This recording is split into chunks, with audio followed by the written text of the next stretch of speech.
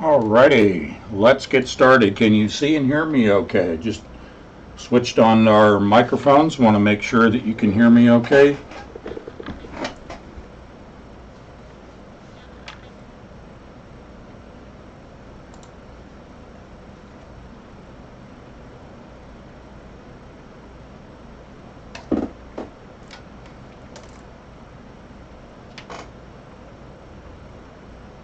Okay, excellent. Thank you. Alrighty. We are going to jump right into it today. We have a lot to cover. Today is classroom day, and we are going to be talking about quantum mechanics and the Kabbalah. What I'm going to do primarily is not spend a lot of time on quantum mechanics itself. We'll do a few touch points. You can see the words up here. We'll define entropy, decoherence, and recoherence. Recoherence you may not have heard of before. Second law of thermodynamics, which is not all that complicated. It's pretty simple. And then information, defining information as we've done in past issues of Entangled. That's about as deep as we're going to get into the mechanical side of it. What I will be doing is reading excerpts from several sources on the Kabbalah. I think it's important that we have a simple explanation from their perspective of how they view the cosmos, as I said yesterday, how they view the cosmos, the interactions of the parts, what the parts are, who the people are that are talking about the cosmos. The bottom line here is that the Kabbalah is it's controversial within the group of rabbis themselves all the way through the centuries, and particularly in the last 250 years of writings by various rabbis, including contemporary rabbis. Shapira is one that has been of note lately. It is important that we keep in mind that even the rabbis don't always agree.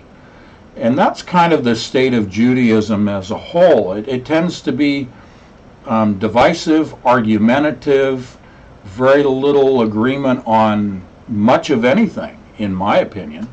And again, this is not being anti-Semitic. This is just observation from research, and I'm reporting. But I'm going to take today from many sources and read their words. So please understand from the outset, this is not my belief system, nor that of my wife Kathleen. We are Christians. We adhere to the true Messiah as Jesus Christ, our Lord and Savior, who was crucified but rose. See, a lot of people focus on the cross, focus on the crucifixion, and they stop there. Where the focus needs to be is on the defeat of death, his ascension, his resurrection, and his return. And this is the Messiah that we as Christian believers are focused upon, acknowledging Jesus Christ as our Lord and Savior, who died on the cross for our sins, but rose in defeating of death, and will return again and do away with evil once and for all. The Kabbalist, the Talmudic Kabbalist, focuses on a different Messiah. They have a different viewpoint of Messiah and who is returning as their Messiah, which includes the building of the third temple. So these are the lines of, this is the line of demarcation between the Talmudic Kabbalist and the Christian believers, such as I have just defined about myself and my wife and many of you. Okay? But it's important we see their viewpoint so we understand the mechanism of the world. Because the mechanism of the world is quantum mechanics as the operating system of the one world religion, which is Talmudic Kabbalism. Okay? So that's the quick overview. I do want to, first of all, say thank you to so many people who've been sending emails with research of their own. I read everything that comes in. I don't always respond. I don't always acknowledge, just because there just isn't time enough.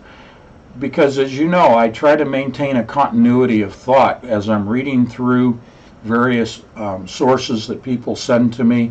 And it's important that I just process the information. So if I don't reply, it's not a point of being rude. It is simply a matter of efficiency in the use of time and the maintaining of a thought process throughout the day of reading and researching. I want to thank you all for your communion with Kathleen and myself, and the prayers that you extend to she and I, and for yesterday's prayers for her health and recovery. And she's feeling much better today and is at work today, but is sharing in the chat room with us. So thank you for the friendship that you have extended to both Kathleen and myself. It does mean an awful lot to us. We do this for you. I mean, we could very easily keep this private between Kathleen and myself and maybe a small circle of friends that would understand what we're talking about. But you are our broader circle of friends, and we do what we're doing in public for you. Okay? So, let's talk about some headline things. I shared this through emails that I sent out through Patreon today. I think it's important we just touch on a little bit of news, and then we'll do our deep dive into the subject of the day. One thing that I sent to you was concerning Israel, and we do try to keep an eye on what's going on in the Middle East. The Kabbalists want to say that Israel is the timepiece for the return of their Messiah. To a certain extent, I agree, not about their Messiah, but the timepiece. I mean, the agenda in the Middle East is driven by Israel, by the Zionist agenda. We have 2 oil tankers, it's reported today, that were hit in the Gulf of Oman. Apparently one was torpedoed. One was set fire. Not sure what's going to come out of this, but certainly this is, this is a hotbed. It doesn't take much to set off what we're expecting in terms of a Middle East conflict. We certainly, with our aircraft carrier task force, the Abraham Lincoln, has been there now for about 3 weeks, maybe 4 weeks. We have quite a few troops and ships and armament in the Middle East already. We have air bases already set up in the area right here where this tanker was hit. I just pointed out so that we do pay attention to the Middle East from the larger perspective of what's going on. It won't take much to ignite a war, and things are set up for that. So just pay attention.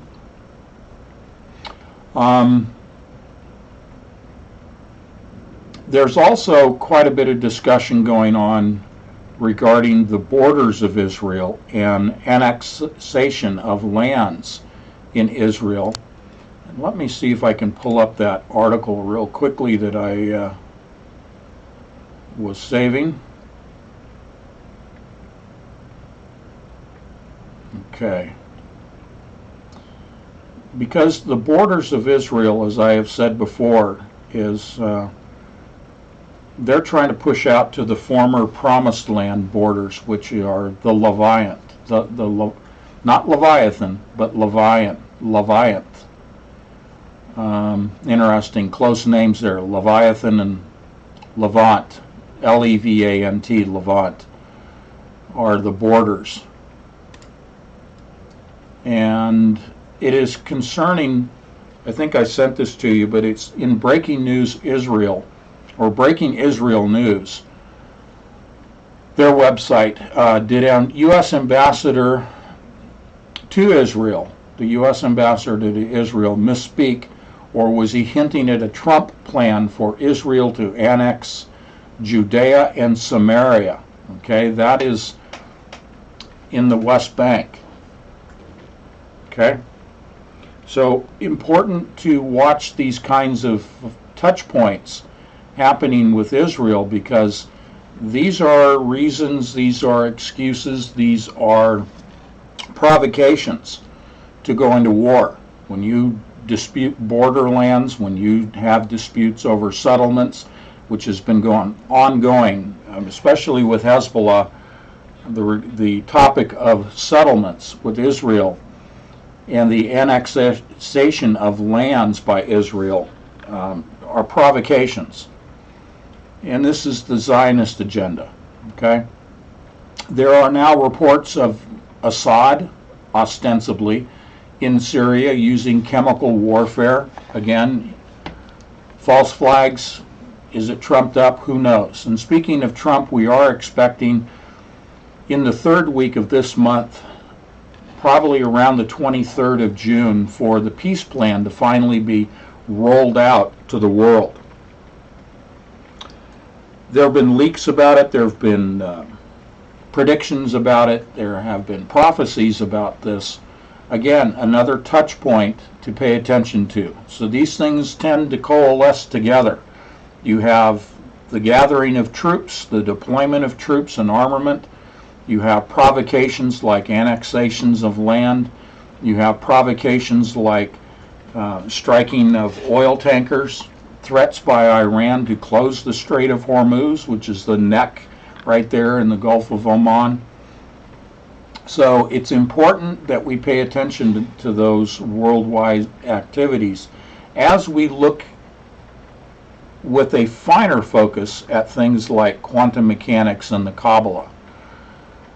We are examining the theological and the scientific provocations and mechanisms of the Talmudic Kabbalist and the state of Israel, the Zionist state of Israel, the Zionist political entity of Israel itself, and the rise of the accusations of anti-Semitism that is being employed to quell, to censor folks like myself and my wife from speaking out, and Deanne Loper and Stephen Jana Danoon at Israeli News Live.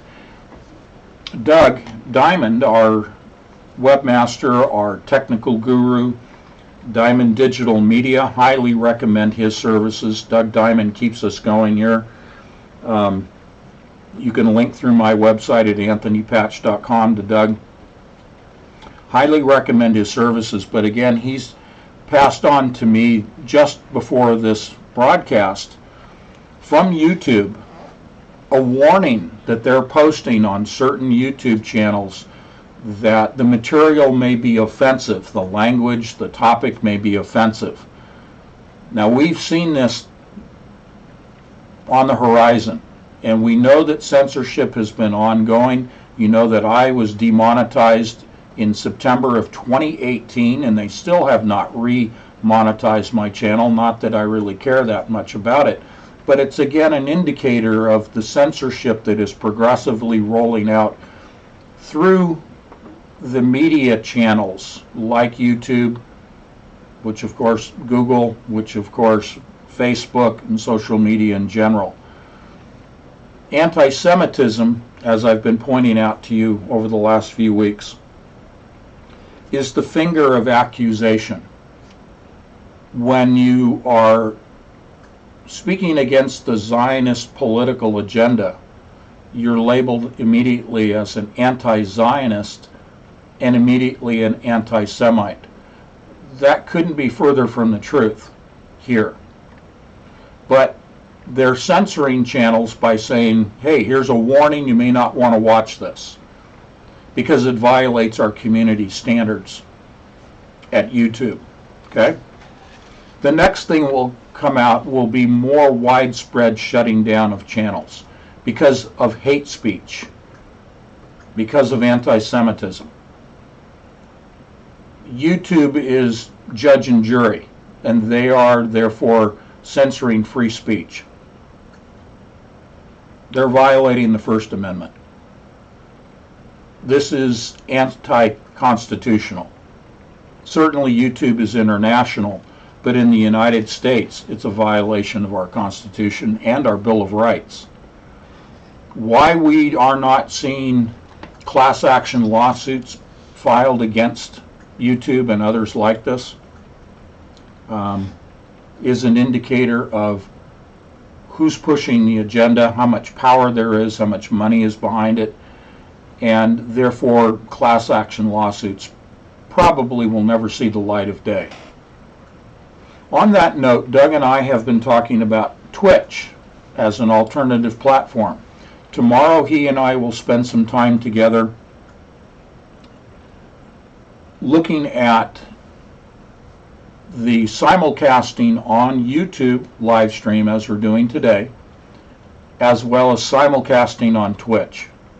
I will let you know right now, and I will let the greater body of patrons know through postings on Patreon so that they see it in writing, that we will begin the process of progressively migrating off of YouTube in anticipation of this channel being shut down.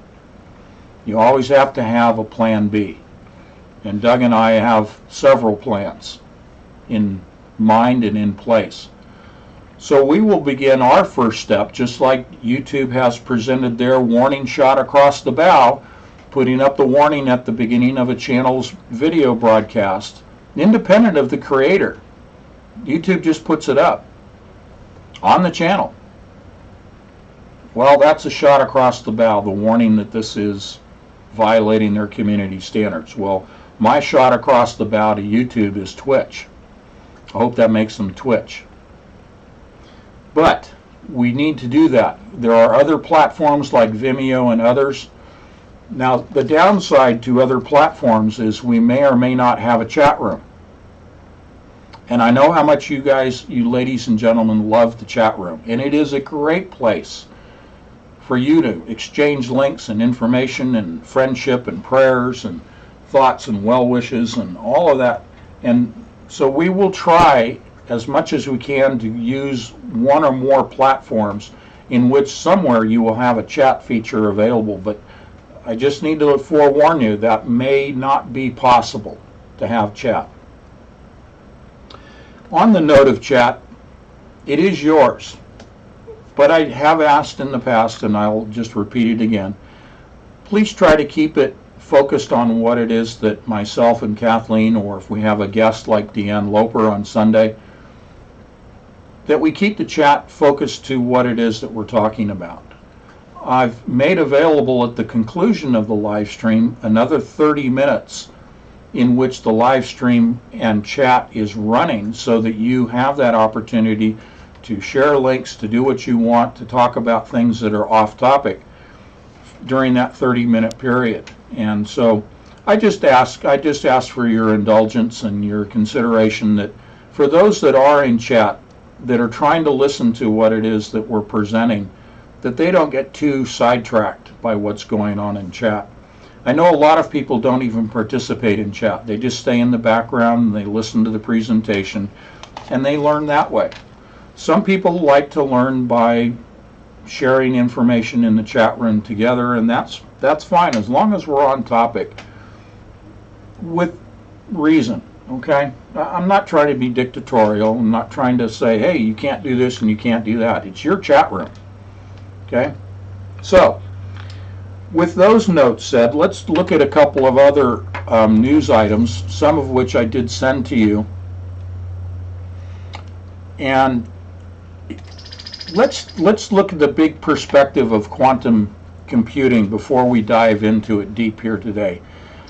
Again, from patch air, we're on 30,000 feet and we're looking at that bigger perspective. And I want to share with you an article that was sent to me. Well, it was related to a topic sent to me by a fellow patron today, Scott. I know Scott's listening today. And I sent this back to him as a reinforcement to what he was opening the conversation about. And this has to do with quantum computing itself and Hewlett-Packard in particular, and why it is that Hewlett-Packard really has stepped away from developing quantum computers. You know that I've shared with you that in the broader community of quantum computing, the real move, the real push is not so much in building the machines themselves, but it is in the third-party developer arena of applications, interface user interface applications. I mentioned user interfaces yesterday and third-party developers. The point here is cloud-based access to the quantum computing machines themselves.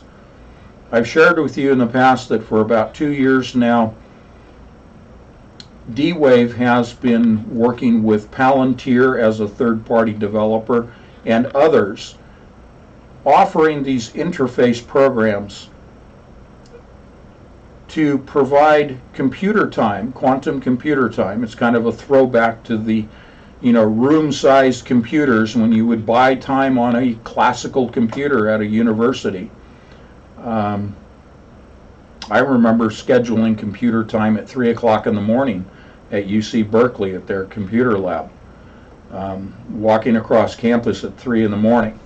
Just bizarre. But anyway, that's where they're going with quantum computing, is a handful of companies like D-Wave, IBM in particular, Rigetti, Microsoft, offering quantum computers, and Microsoft isn't quite there. They're still lagging behind with their own version.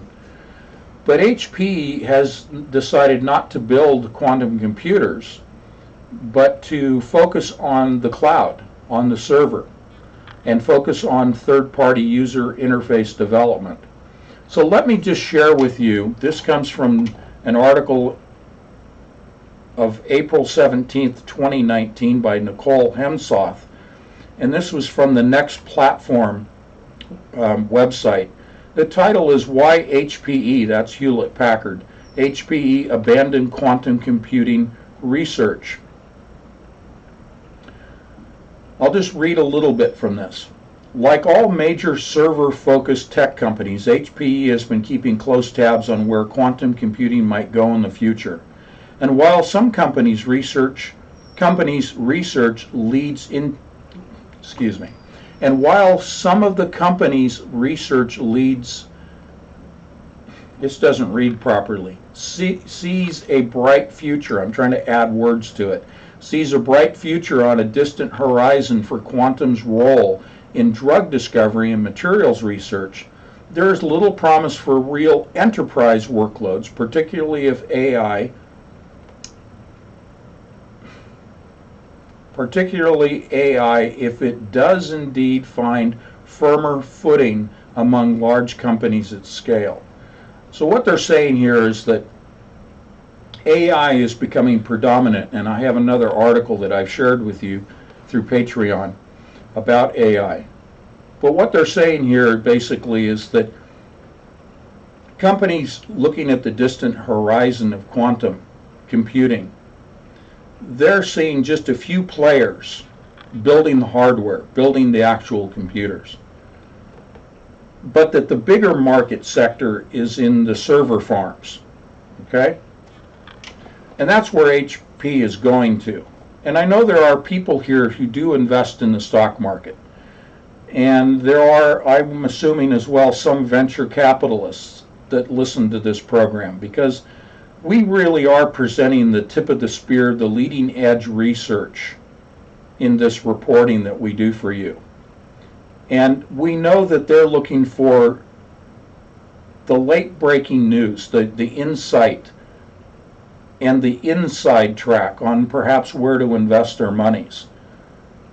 And so I cite Hewlett Packard because of that, not in particular, but as a sidebar, if you are someone who's prone to wanting to invest in the tech sector.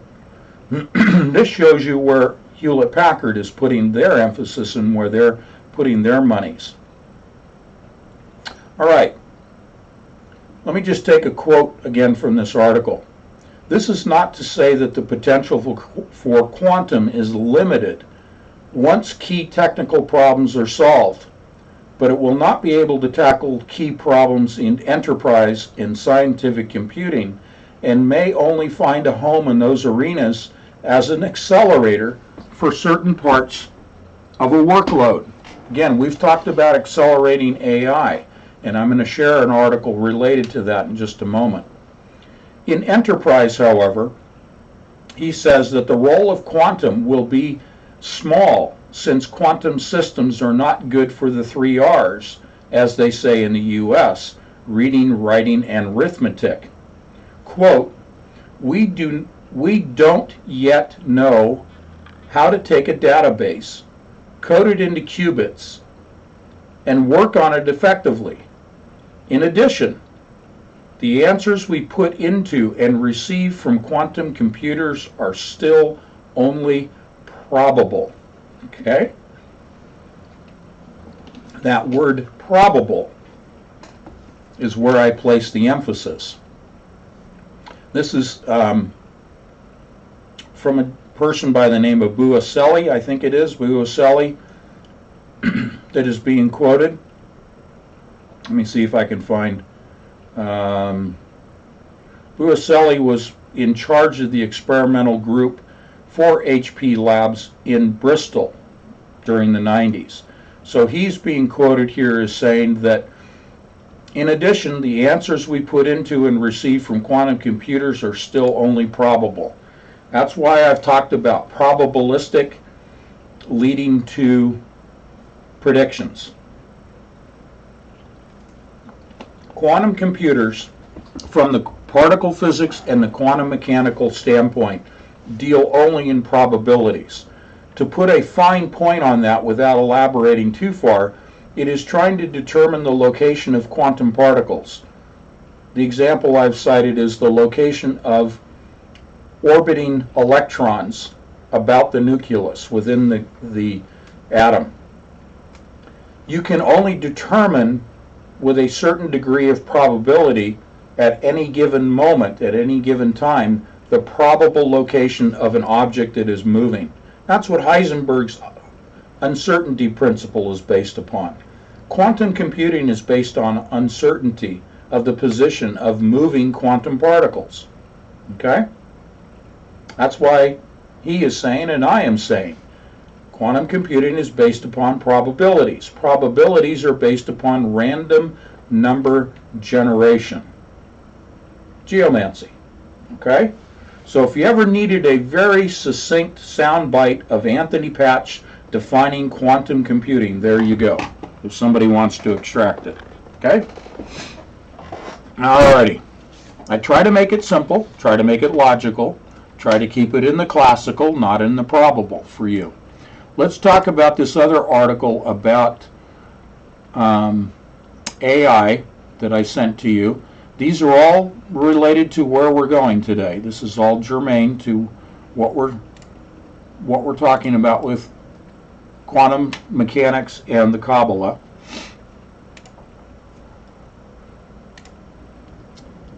And the question here, coming from Medium Daily Digest, is what is artificial intelligence?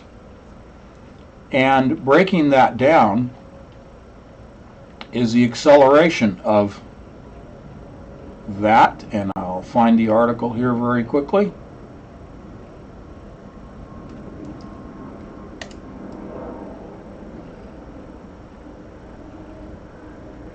All right.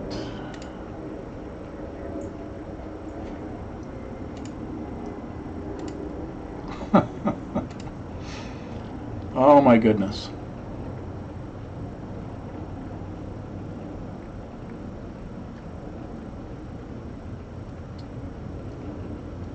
Just trying to find this.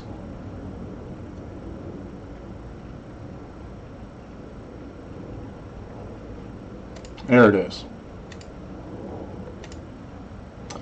This is concerning artificial intelligence on a chip, on a microchip, and accelerating artificial intelligence utilizing light. Now, please recall yesterday in our live stream, we talked an awful lot about Lucifer. We talked about luminosity with CERN. We talked about light as it relates to the Kabbalah. Okay? The Talmudic Kabbalistic viewpoint is built around light and information. And as I go through reading some of these things that are a little more specific to the Kabbalah, bear that in mind, that light is a mechanism to transmit information. That's from the Talmudic viewpoint of the Kabbalah and how the cosmos operates. The information from God the Creator, and they have a different definition of God. They call it Ein Sof, E-I-N-S-O-F.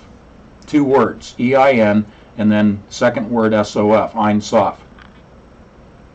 And they relate this to the Keter, the crown, the top of the Sephiroth tree, the top sphere. Okay. So here's the thing.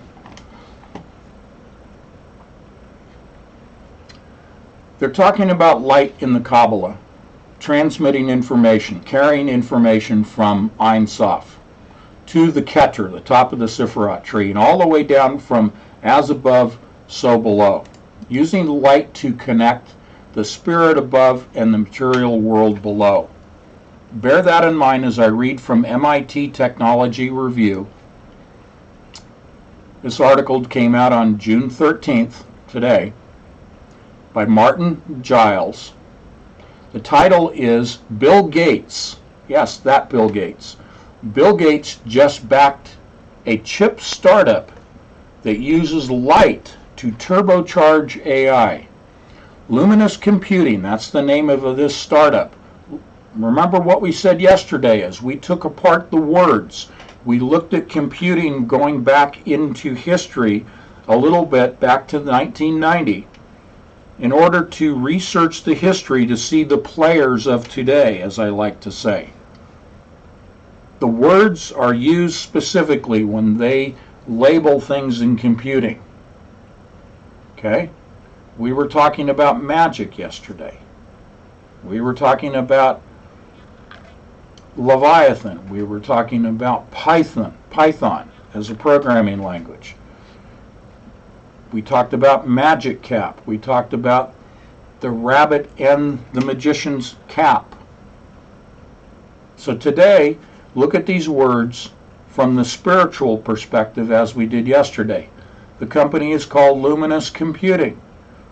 Now, a scientist will say luminous, yes, because they're using light. Well, I get it. I understand science. But at the same time, I understand what drives science. What provides the information to science is the spiritual side from Lucifer. I don't think I'm stretching a point.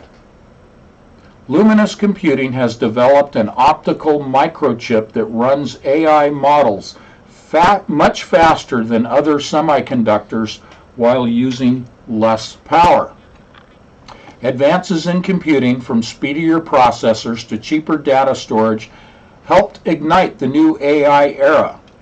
Now demand for even faster, more energy-efficient AI models is driving a wave of innovation in semiconductors. Luminous Computing, which recently raised $9 million in seed funding from prominent investors like Bill Gates and Uber CEO Dara Khosrowshahi, I don't even know how to pronounce his name or her name, whoever the CEO is of Uber, has an ambitious plan to accelerate AI with a new chip.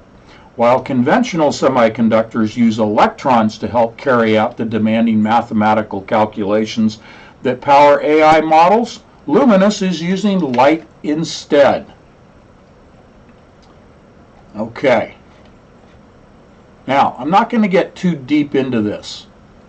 I simply share that as a touch point, as I often do, to show you Lucifer in computing. Now, I'd like to share something a little retrospective for you, and that has to do with my 2 books, Covert Catastrophe, and the second book, 2048 and Diamonds in the Rough. Both of them are novels. I co-authored another book called Revising Reality, which is a nonfiction work. I'd like to direct your attention, if you will, to the idea of accelerating particles on a chip. Now, light is composed of photons, which have a wave-particle duality to them. Electrons are considered more of a solid particle. They do have a wave-particle duality, as all particles do. And again, that is borrowed from the Kabbalistic point of view. Wave-particle duality, having the characteristics of a physical particle and the physical or the characteristics of an energy wave. These are known as states, physical state and energy state. Having the dual state of being both a wave and a particle at the same time. You've heard us talk about superposition with quantum computing, of zeros and ones being able to be in the same state as, simultaneous state of a zero being a one and a one being a zero, but it extends to the particles of wave-particle duality, and that's straight out of the Kabbalah. And I've explained at length wave-particle duality as a basic tenet, an axiom, as it's known, in classical as well as quantum particle physics, wave-particle duality. Okay? If any of you have been paying attention and reading my magazine, Entangled Magazine, you're fully versed on wave-particle duality at this point. I'd like to take you back retrospectively to my books, because back in 2011 and 2012, I was reading white papers in the literature circles, not in the magazines yet, about utilizing microchips to accelerate particles. Now, you've heard me talk about the Large Hadron Collider, 27 kilometer long ring-based synchrotron particle accelerator. That's the largest, and there's literally hundreds of smaller ring-based and linear straight-line accelerators around the world.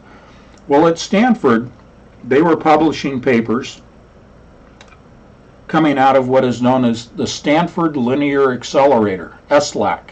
Okay? Let me get back on camera here.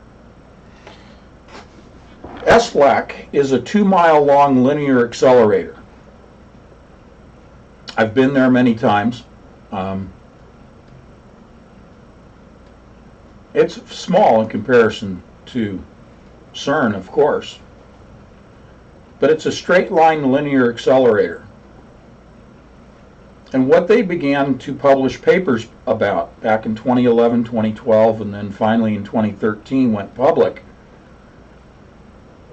are microchip-sized accelerators. So in 2013, I published Covert Catastrophe, and I talked about micro accelerators, because I took from the white papers, before it became public through Stanford, about what they call an accelerator on a chip. And I created, in my 2 novels, a weapons system called microaccelerators. And these are chips that are housed within quarter-size, 25-cent piece size stainless steel balls. So you have a chip inside a stainless steel ball, one chip. That chip accelerates particles. And in the novel, the configuration is that of a tornado, but on a very small scale, about the size of a room. And I employ it against the quantum computers as a tornado. 3 concentric rings formed of stainless steel balls. A small ring, a medium-sized ring, and a larger outer diameter ring, concentric. And as they begin to rotate, they each rotate. One rotates, the middle ring rotates opposite in its rotation to the other 2, contra-rotating rings. And then they begin to elevate with the larger ring at the top, the middle ring, and then the smaller one at the bottom, forming a cone, a tornado of contra-rotating stainless steel balls. all operated by a simple radio control helicopter control panel, 2 joysticks. Okay? So if you've read the books, you know what I'm talking about. But very simple system, very easy to deploy. You can carry the little balls around in a box along with their controller, their radio controller, and deploy it as a weapon system. And in both books, I've used them that way to destroy the computers. They do that by accelerating particles to cause the rotation. And the rotation itself of particles radiating out, emanating, particles that exit the stainless steel ball due to their acceleration, impacts the computer. Okay? So it's a multifaceted weapon system. Now, you may also recall my having discussed and said to you on live streams that the British Royal Navy, the UK Royal Navy, awarded, this is almost 2 years ago, first prize in a competition, a design competition for the design of a submarine. Well, the design that won first place was my manta ray. It is literally configured as a manta ray submarine with a 300-foot wingspan in my novels. That's what won first prize in the Royal Navy competition. They read my book, obviously, especially 2048 Diamonds in the Rough. So I've digressed quite a bit here, but I'm just sharing with you. Microaccelerators on a chip may be something that is already developed. They may have borrowed from my book. Because if we refer back to Stanford and their accelerator on a chip,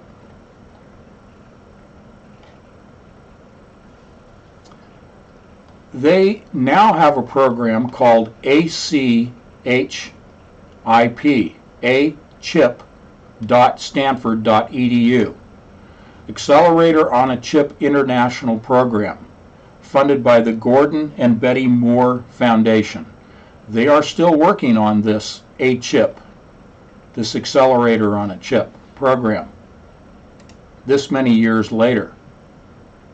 Okay? But back in 2013, they said technology could spawn new generations of smaller, less expensive devices for science and medicine. In an advance that could dramatically shrink particle accelerators. Again, this is in 2013 when they finally went public with this. This was in September. My book was published in February, in which I talked about microaccelerators on the chip. My little microaccelerators, I called it. February of 2013. In September, they went public with this. Researchers used a laser to accelerate electrons at a rate 10 times higher than a conventional technology in a nanostructured glass chip smaller than a grain of rice. We keep going into nanotechnology here, don't we? This achievement was reported today in Nature.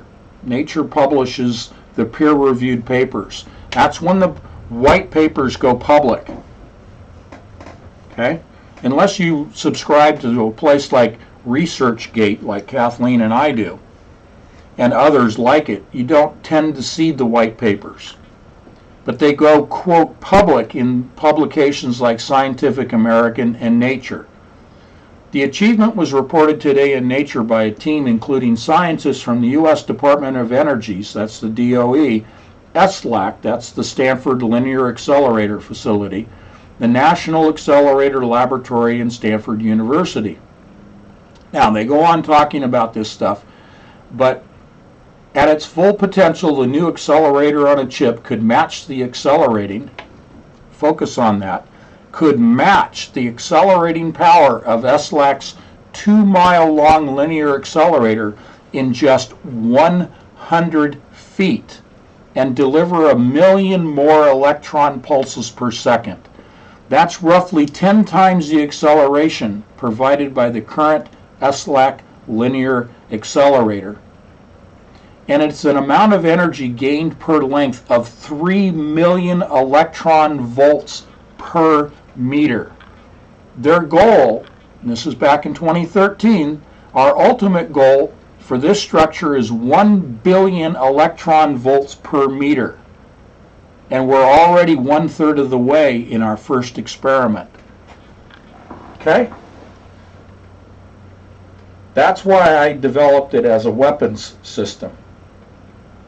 Now, I won't get the Nobel Prize for that. I won't even get a patent for that. I won't even get $1 for that. But they'll take it and run with it, and I'm sure they already have.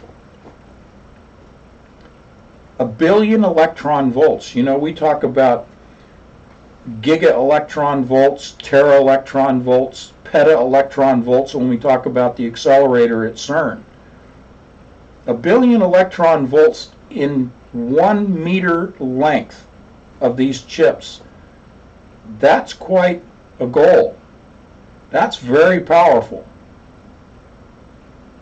So let's come forward in time.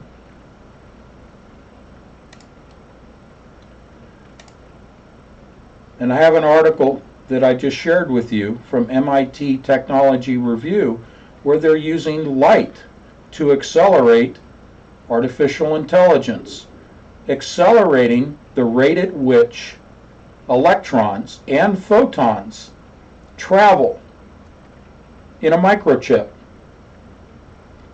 They're accelerating AI. They call it turbocharging. It's just terrible. A turbocharger is an air pump. What does that have to do with a microchip? But it's become, you know, one of those generic terms out there in the urban language.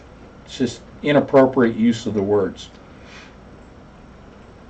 But they're accelerating artificial intelligence by accelerating the speed at which photons and electrons travel in a semiconductor chipset.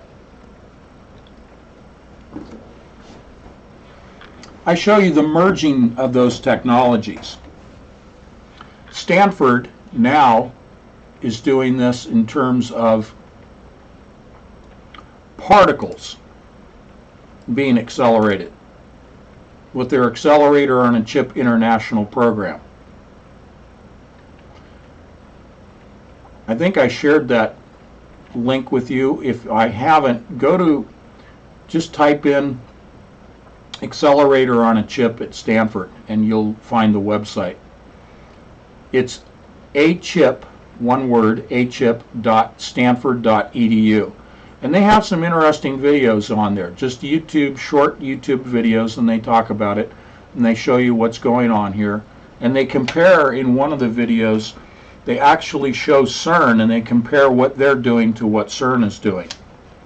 Now, I won't go down the rabbit hole of talking about the other linear accelerator at CERN, which is called AWAKE, and that is a plasma wake field accelerator, and it accelerates within a 10-meter chamber particles 1,000 times faster. They reach their acceleration point 1,000 times faster in their acceleration than the 27-kilometer Large Hadron Collider.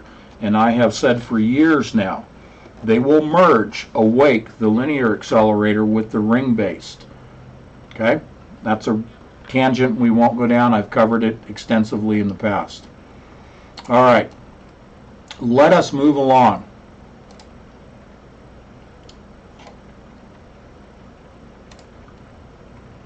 I want to give you kind of a transition over to our topic du jour of the Kabbalah and quantum mechanics with an article that I sent to you this morning.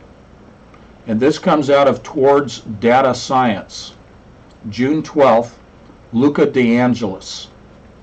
Title is Predicting Customer Lifetime Value with, quote, buy till you die, end quote, probabilistic models in Python. We talked about Python yesterday from the spiritual definition. We've talked about probability and quantum mechanics and computing.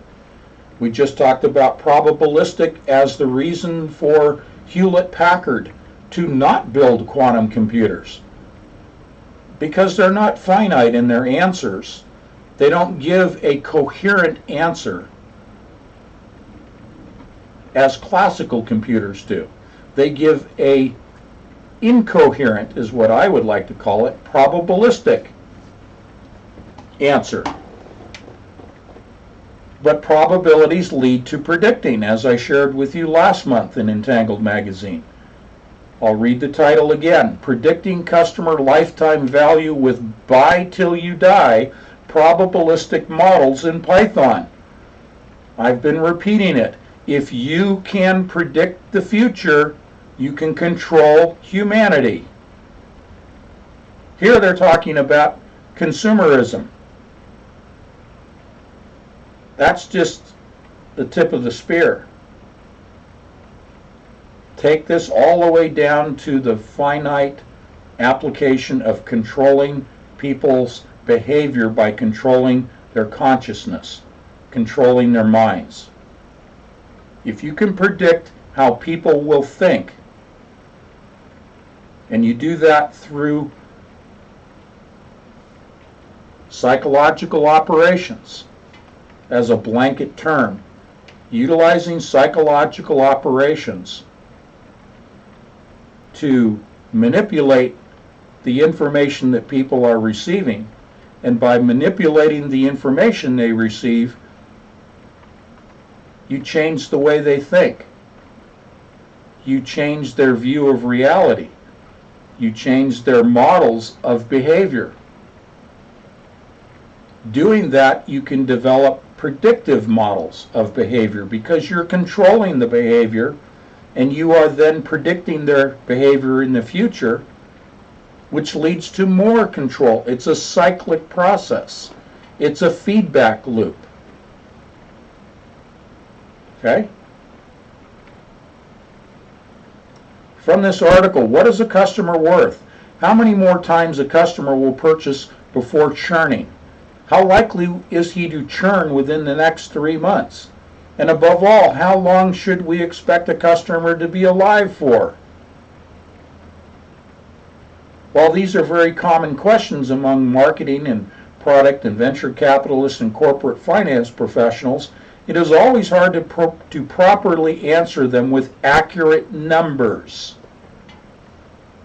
Okay? In the non-contractual business settings where customers can end their relationship, that's what churning means. Churning in marketing means they will just cut you off. Customers will go somewhere else. They will end their relationship with a retailer at any moment and without notice, and this can be even trickier. Amazon for books, or any of the other product categories without subscription, Zalando for clothing, and Booking.com for hotels are all examples of non-contractual business settings. For all of these three e-commerces, we cannot look at the end date of a customer's contract to know if he's alive, if he will purchase in the future, or dead, will never purchase again. We can only rely on customers' past purchases and other less characterizing events, website visits, reviews, etc. But how do we decide in this scenario if a customer is going to come back or he's gone for good? Buy till you die probabilistic models help us in quantifying the lifetime value of a customer by assessing the expected number of his future transactions and his probability of being alive. Okay? This is called you're gonna love this. This is called the BG/NBD model. That is the beta geometric negative binomial distribution model. Okay? Now, I would encourage you to read through this article, even though some of it is a little technical, and I won't give you all of their scenarios they provide in the article. But I think if you imagine what I've just said to you in the world of blockchain, in the world of an AI-driven blockchain, in an AI blockchain system driven by quantum computers that are all about probabilities, and quantum computing driving AI at the highest level within the infrastructure of the beast system known as the blockchain, whose primary programming language is Python. This one article should sum up for you pretty much everything I have said about the beast system, that it is all based on probabilities predicting the future. Its components being AI, quantum computing, and quantum mechanics. That's the operating system of the beast system. How did we get a beast system to even come about? Who came up with the idea of a beast system? Who came up with all of this operating system? I provide to you the Talmudic, Kabbalistic theology, because it is a theology that has resulted in quantum mechanics as the hub of all scientific disciplines. So what I'd like to do before we get into that, into reading some of these source materials, is to give you a 5-minute break. We'll play some music. It's the top of the hour. The next hour, maybe hour and a half, is going to get very deep. Not so much in the science, but deep into the Kabbalah itself, using their own words, painting their picture of the beast system. So let's take 5 minutes and we'll take a break.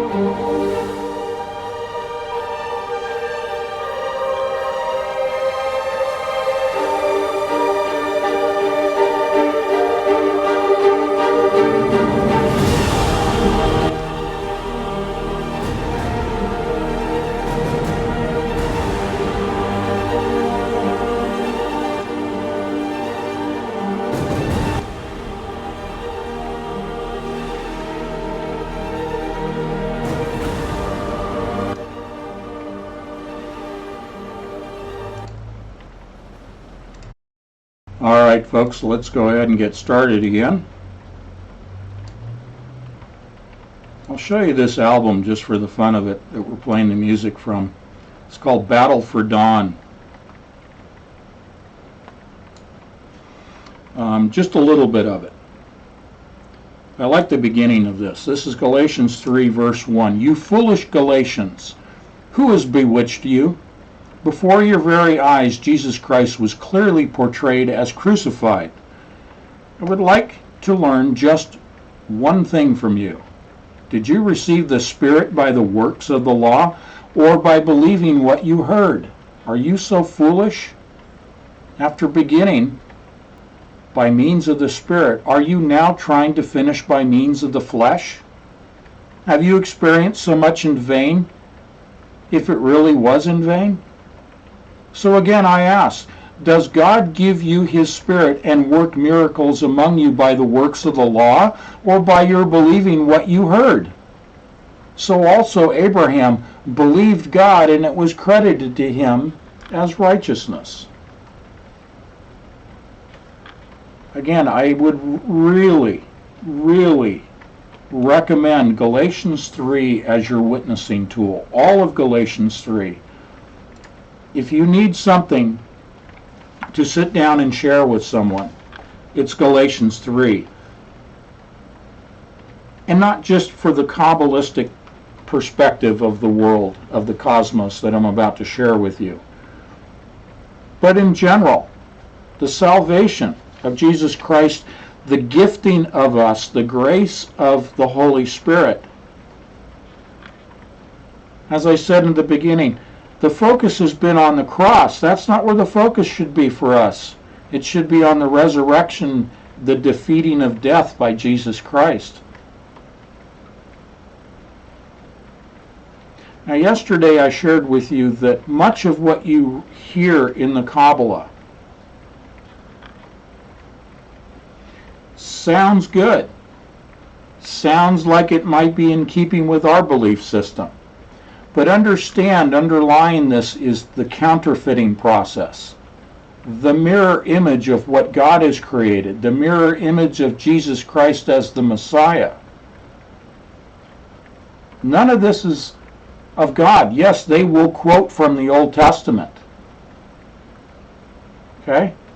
They will quote chapter and verse. But understand, they don't worship the Messiah who died on the cross for our sins, resurrected, and who will return as our Messiah, the one true Messiah, the only way to God, the only way to salvation. It is not about the law. It is not about works. It is not about the redemption of this earth. It is not about creating a kingdom on earth for God. Pardon me. It is not about creating a kingdom on earth for God. This earth is Satan's kingdom, and yet they are trying to create through the law and through good works. They are trying to create a kingdom for their God here on earth. Well, then who is their God? Because we know that this earth is not even our world. As saved believers who've been washed of our sins through the grace of God, we've been redeemed through Jesus Christ. We've been justified by the blood of Jesus Christ. We are not of this world. So why would we want to try to build this world as a kingdom for God? Certainly we know that God will burn the elements. It says so in Revelation. He will burn the elements. He'll create a new world. But it is not for man to do that. That is for God to do that, in His plan and in the execution of the timing of His plan. But see, man's been deceived into thinking that this is their world, that they can be resurrected. You're going to hear this language as I go through this very quickly today. This is not an end-all discussion and educational session We only have about an hour and a half maybe today, so this is an introduction for you. I hope it inspires you to do your own research. Be a good Berean, be a good critical thinker, as I always admonish and encourage. Okay? So with Galatians 3 in mind, just that little excerpt from it, keep that in mind as I read through these excerpts today from various sources on the Kabbalah. Okay? Why is knowledge necessary? In the Zohar, there is a commentary on a verse that in the 600th year of Noah's life, on this day, all the springs of the great deep were split, and the windows of heaven opened up. In the Zohar, this is interpreted thus. In the 6th century of the 6th millennium, the gates of supernal wisdom will be opened, as will the springs of earthly wisdom. In turn, the 7th Lubavitcher Rebbe explains this verse from the Torah thus. The source of earthly wisdom is our scientific knowledge. By means of this second revolution, or the combining of scientific knowledge and divine wisdom, the Messianic era will become closer. Therefore, it is only with the combination of faith and knowledge that we will be able to complete creation and make our world a home for God. Okay? This is their viewpoint, not mine. You've heard of the Chabad Lubavitch and the Noahide laws. This is the Lubavitcher Rebbe, R-E-B-B-E, Lubavitcher Rebbe, explaining this to us. That they want to make our world a home for God. Now that may sound okay, but understand what I said in prefacing this. This isn't even our home. So who are we to think that we can create a home for God? God doesn't need a home, just like God doesn't need a third temple. Okay? So that's sort of my opening salvo here, my first shot across the bow on this. But I want to go back just for a moment and encapsulate the connection between geomancy and the Kabbalah. You can see on the screen here I have the June issue of Entangled magazine with Gehenna in the back. That's hell for the body and the soul, the body with the soul in Gehenna. And then we have the tree of life, the Sephirat tree with the 10 Sephirats. We have the geomantic figures, of which there are 16. And we have the Boltzmann machine representing artificial intelligence and random number generation and quantum computing, which ties directly to the Kabbalah. The tree of life and the Boltzmann machine tie together, and this results in the Star of David. Okay? The Tetragrammaton is in the center of the Star of David. That's who they worship. That's who they view as God. The Tetragrammaton, which has resulted in artificial intelligence, which is the linking of algorithms, machine instructions, algorithms, which are binary. If yes, then go this way. If no, go this way. Yes, no algorithms, which are diagrammed as the Boltzmann machine here, where you have input, hidden layers, and output, which replicates from the structure of the tree of life, the Kabbalistic tree of life.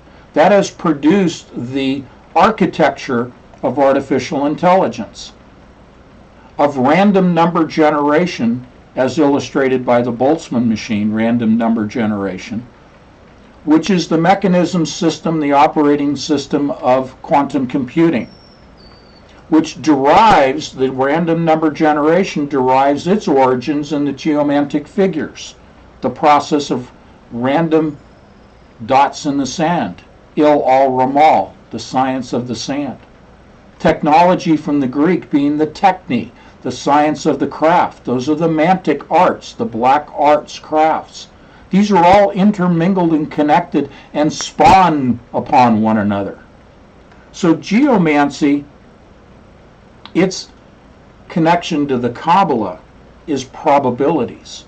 To make it very succinct, okay? Geomantic practices, which is random number generation for divination. Divination is producing probabilities that lead to divination, which is predicting the future, okay? The connection of geomancy with the Kabbalah, the Kabbalistic tree, are probabilities. Probabilities predicting the future. That's the tie. Okay? And right here we have the Lubavitch Rebbe saying, therefore it is only with a combination of faith and knowledge that we are able to complete creation and make our world a home. The source of earthly wisdom is our scientific knowledge. By means of the second revolution, or the combining of scientific knowledge and the divine wisdom, that's what they call the second revolution. That's what we're in now. We're in the aeon, or eon, if you will, of David. The second revolution is the combining of scientific knowledge and divine wisdom. The Messianic era will become closer. That's their goal, is bringing in their Messiah. They're building a third temple for their Messiah.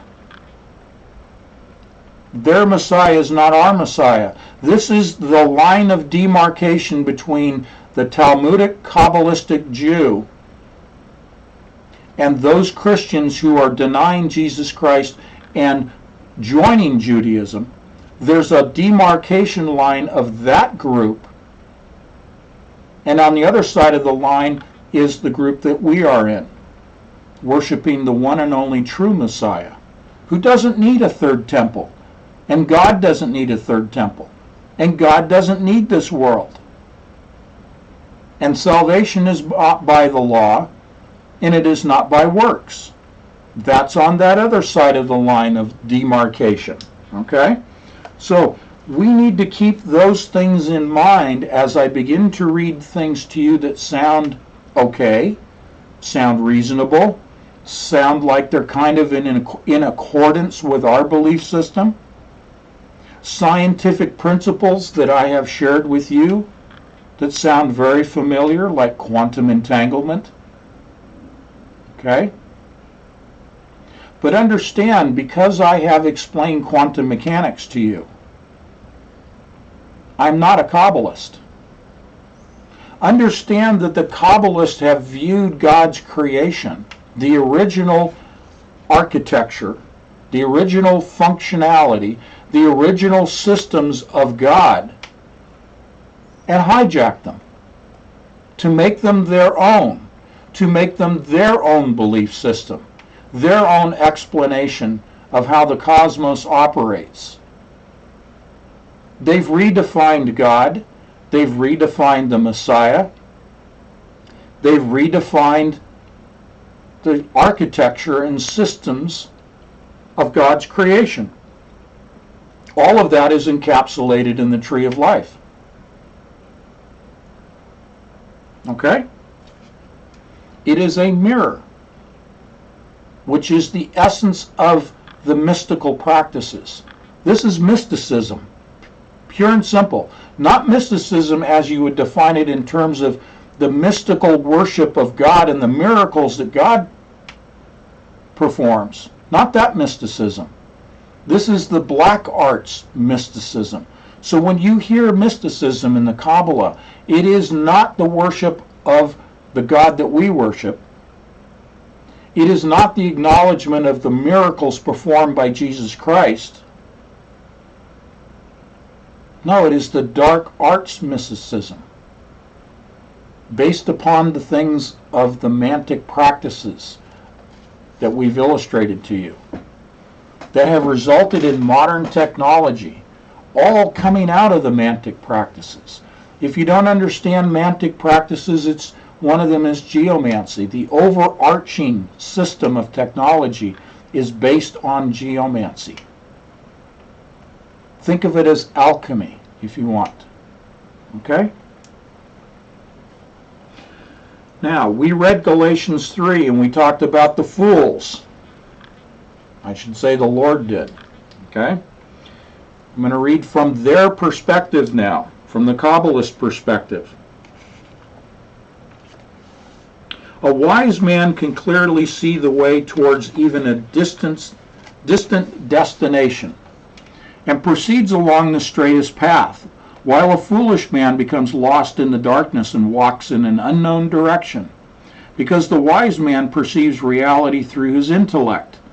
His vision is broad-ranging. At the same time, the foolish man's vision is narrow and restricted. The essence of this meaning is that although wisdom and knowledge increase sorrow, only a wise man is capable of helping people to overcome their doubts and correct their shortcomings and find the right path in life. Okay, now that sounds all well and good.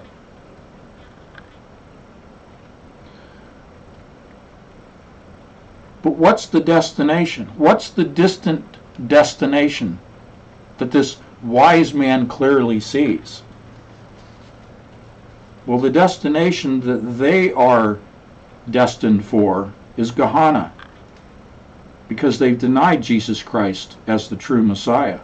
They have damned their souls to hell. I would call them, in the words of Galatians 3, the foolish ones, because their vision and definition of wisdom is not the same that you and I have, derived from the truth, from the Bible. Okay? They're focusing on man's intellect, his adherence to the law, and to his works for salvation, for the remission of sins, rather than Jesus Christ. This quality was given to mankind according to the plan of creation, but with the help of his intellect, mankind will, in time, purify his own knowledge until doubt and uncertainty have been dispelled. That's from Sadia Gaon. Gaon is a person of high intellect, a wise man, if you will. Okay? And this is from the Book of Beliefs and Opinions, in which he says, his intellect, man's intellect, will in time purify his knowledge until doubt and uncertainty has been dispelled. You see, they're focused on man. This is man-centric, not God-centric, not Christ-centric. This is man-centric. Therefore, man's technology, solving all the world's problems, redeeming the planet, terraforming the planet, reforming the planet, all through man focusing on himself and his intellect, rather than focusing on Jesus Christ and the worship of him through the Holy Spirit of God as our intercessor to God. Okay? Maintain that line of demarcation as we go through this. In the same book, quoting from Sadia Gaon, sometimes our understanding of the reality which we observe can only become possible with the help of science, as this confirms reality for us. While studying the world around us, we must engage with many sciences. Do you see why I say that the one world religion is the Kabbalah, and why the operating system is quantum mechanics? In the broader sense, it's all of the scientific disciplines. Science has become the religion. But that religion of the science and the priesthood of scientists within that religion is within the broader umbrella, the broader context of the Kabbalah. This is why it isn't just science is the new religion. Science is derived from the theology, from the perspective of the Talmudic Kabbalist, from the rabbis that have been writing for the last 250 years. Okay? Understand that the Kabbalah, let me come back on camera here. Understand that the Kabbalah was written by man, and it's been reinterpreted and rewritten, especially in the last 250 years.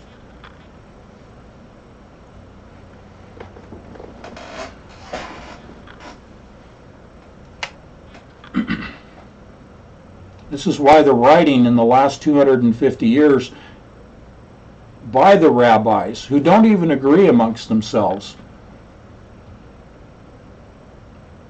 has been the predominant force in technology, because they said that starting in 1840 with the Industrial Revolution was the start of the new era in which they believe the Messiah is soon to return. Since 1840. And I've shared with you that at the turn of the 20th century, quantum mechanics, quantum physics really began to become much more of an influence upon the scientific disciplines, because then we began to see Einstein and Tesla, and we saw Oppenheimer and Heisenberg and many of these other quantum physicists, the founding fathers of quantum mechanics, came into their own in the early 1900s and through World War II and up until the present. That began in 1840 according to the Kabbalists' belief system. Okay?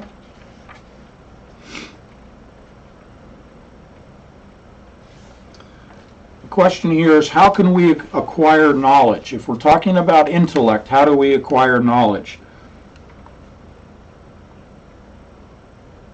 They state that the Almighty gave us a tool for acquiring knowledge, known as intellect. From the Torah, it's about how we are created in the image and likeness of God. Now, we know that. We've heard that. But one of the principal writers in the Kabbalah is Maimonides. Sorry, I'm checking these. Okay, it was Maimonides. I'll spell that for you. M-A-I-M. M-A-I-M-O-N-I-D-E-S. M-A-I-M-O-N-I-D-S, if you want to write that down. One of the principal players, architects of today's Kabbalah. Maimonides writes that the main way in which we are like God is the fact that we have an intellect. After the creation of the primary matter, the Almighty created nothing more. He only formed and made, and since from this He brought all things into existence, then clothed them in different forms and transformed them. With the help of intellect, mankind, too, can give matter new forms and transform them. They believe that through science, all of the world's problems can be solved, including those of the planet itself, the transforming of matter, prima materia, the first material. This is alchemy, plain and simple. Remember, I said yesterday that in their communication with the fallen angels, the governors at the top of the hierarchy have dominion over the four elements of this planet: air, water, fire, and soil. That's the essence of the Kabbalistic belief, is their ability to manipulate and transform matter. That's why science has been put together. So here's Judaism and science. During the process of their development, the paths of Judaism and science had converged and diverged. Over the course of almost 2,000 years, the only dominant scientific theories in the civilized world were the philosophies of Plato and Aristotle, the geometry of Euclid, and the Ptolemaic system and astrology. Attempts to combine Judaism and philosophy and to present Judaism as a faith founded on rational thought were first made by the Babylonian Gaianism, the most prominent representative of whom was Saadia Gaon. From the Book of Beliefs and Opinions, he proposes the principle of rational thought and a philosophical and scientific approach with the aim of attaining knowledge of God. Okay? Their God is Lucifer. They are trying through science to attain the knowledge and wisdom of Lucifer, not our God. Okay? How can I say that? Because they deny Jesus Christ. Line of demarcation. The Kabbalah is a teaching. I'm going to give you a little background. The Kabbalah is a teaching based on the deep understanding of the multi-layered meaning of the Torah. It describes the creation of worlds by the Almighty, the theory of Sephiroth, or the divine attributes, the laws of functionality, and the connection of worlds, the creation of humankind, the human soul, and the role and tasks of humanity in creation.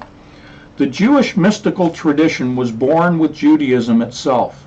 It assumed a variety of forms, but has never stopped. The form of Kabbalah that we know today arose in Provence, which is southern France, in the 12th century. Its founders were Rabbi Abraham ben Isaac of Narbonne, his son-in-law Abraham ben David, and Isaac the Blind. Kabbalah subsequently became widespread among the Jewish communities in Spain, with the most prominent center for Kabbalah study was formed in Spain in the 13th century. It was known as the Girona School, after the Catalonian town of Girona, where some eminent Kabbalists lived and studied. Among their number were Judah ben Yakar, and I won't read the rest of these. At the end of the 13th century, Moses ben Shem Tov de Leon from Guadalajara published one of the main books of Kabbalah, the Book of Radiance. Okay, again, this is about light. This is about Lucifer. Rabbi Shimon bar Yochai, another prominent 13th century Kabbalist, was Joseph I can't even pronounce these names. You'll have to look these up yourself. In the 14th century, the Kabbalist tradition was continued by Solomon ben Abraham Adret. Okay? After the Jews were exiled from Spain in 1492, there's an interesting date, 1492, the Kabbalah Center moved to Safed in the land of Israel. So 1492, the Kabbalah Center moved to Safed in the land of Israel.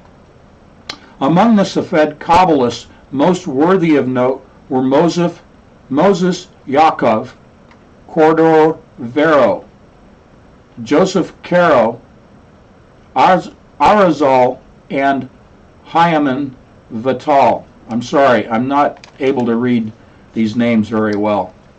Some of these you're just going to have to look at the history yourself.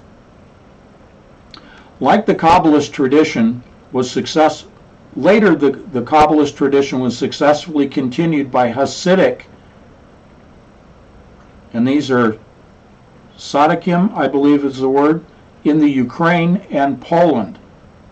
Of particular interest is the founder of the Chabad movement, Rabbi Shneur Zalom of Liadi, also known as Alter Rebbe.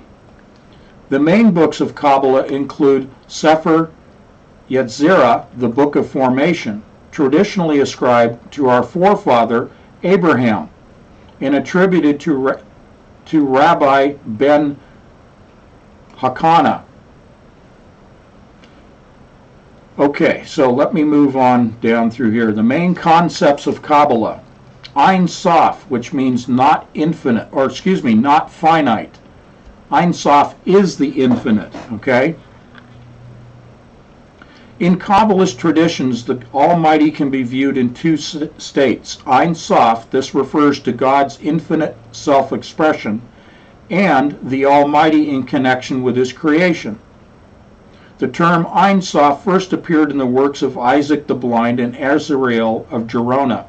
According to Kabbalah, the Almighty is only accessible to our understanding in connection with His creation. That's as above, so below. Okay? Connection with his creation. We cannot understand the Almighty in the state of Ein Sof. We do not find him referred to in this way in the Torah or in the Tanakh.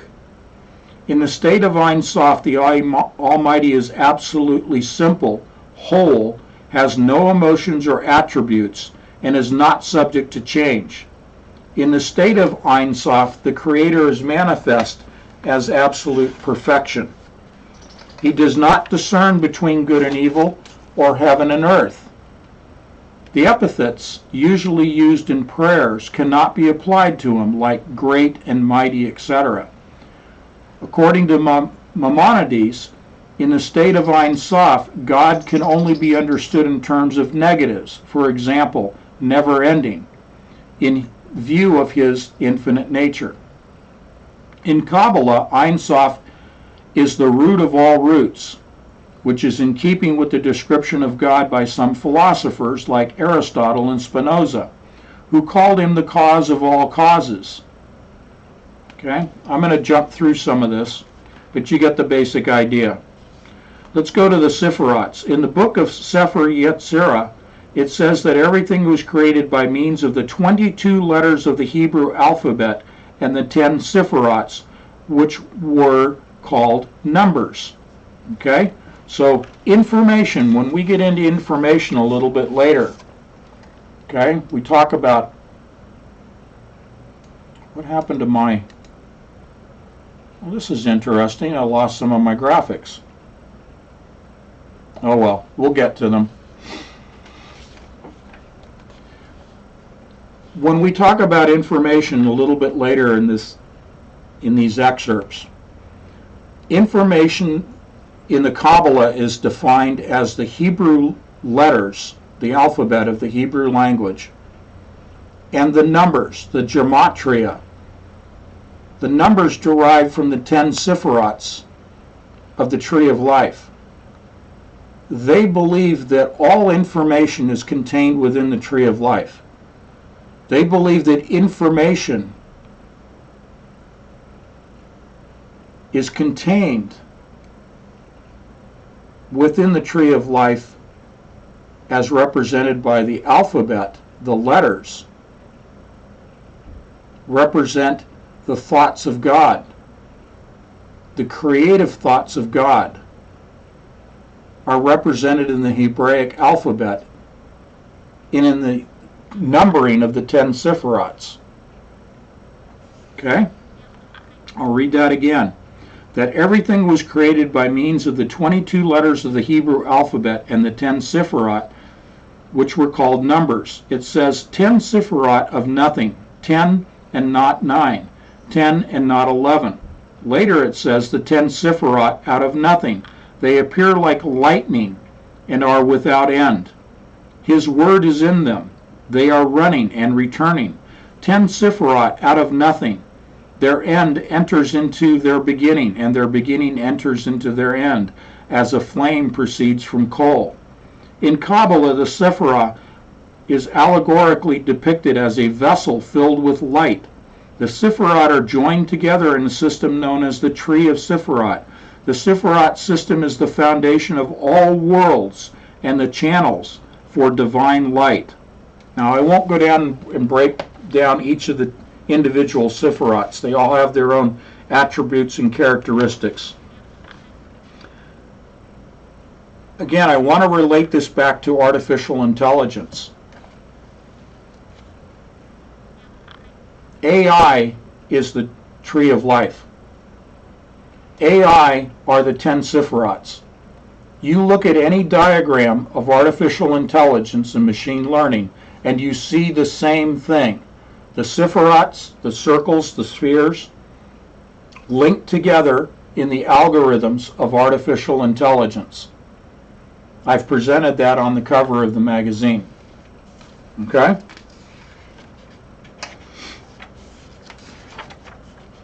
Let's talk about the light. The light. Remember we talked about light with the acceleration of AI on the semiconductor chips, and in the acceleration of particles with accelerators on a chip. Light. The concept of divine light is central to Judaism in general, and particularly to Kabbalah. Clearly, an analogy between divine light and the physical light of our world is, if permissible, extremely limited. The book Torah, or, contains the following definition. The concept of divine light signifies revelation and proliferation. Because of it, the appearance of the source of the light force of all worlds becomes possible. The very essence of the concept of light is connected with revelation and proliferation. Divine light, unlike the Sephirat vessels, has no self. The same can also be said of the light of the infinite. He himself is a luminary, and he is light. The same can also be said of the light of the infinite. He himself is a luminary, and his light is the revelation and proliferation of this luminary, i.e., the divine life force. There is a system of classification for the various forms of divine light. The light is called filling and internal, and circulates within the system of worlds and the Sephirat. It is able to enter within an entity and be assimilated by it, joining with it from within in order to impart life and vitality to it. This form of light is, by its nature, concealed and limited. The light called Sovev and Makif, surrounding and encompassing, is the spiritual light of the Almighty, that is without limits. It cannot be perceived by a single creature. Its influence is unperceivable for creation, and is the same for all. The infusion of light is limited. Hidden form begins in the Sephirah of Kachama, in the world of Atzlut. Okay? I apologize again for my pronunciations. All right, so this goes on and on about the light, the expansion and the contraction. But this is why they're so focused on photons and light being used, lasers being used. This all comes from their mechanistic viewpoint of how light operates. It's all from the tree of life. It's the interconnections of the Sephirats. Let's go to the letters. In the book of the Sefer Yetzirah, it says that the Almighty created everything by means of 22 letters of the Hebrew alphabet and the 10 Sephirat known as numbers. Alter Rebbe, that's a rabbi, Alter Rebbe writes, the spiritual root of the letters is the Sephirah of Keter. That's the very top one, okay, the crown, which is higher than Kokama and intellect. However, it is first revealed in the Kokama, since it is impossible to recognize and understand a thing or a thought without the help of letters. The Torah, too, is clothed in letters, although the spiritual root of the letters of the Torah is incomparably higher than the Torah itself. Since it is said of the Torah proceeds from the Kokama, while the root of the letters themselves is considerably higher in the Sephirah of Keter. The letters signify the attraction of influence from the highest level where the Torah appears. Let us also note the fact that all worlds were created by the utterances of the Almighty, which are also made up of letters. Now there's a role of mankind as the Kabbalists view mankind. According to the teaching of Azrael, the role of mankind is to implement the process of tikkun. Now, tikkun is the correcting of the consequences of the shattering of the vessels and the sin of Adam. The vessels are the shattering of the Sephirats, the globes themselves, okay? I'll say that again. Tikkun is the correcting of the consequences of the shattering of the vessels and the sin of Adam, and attract divine light into the world.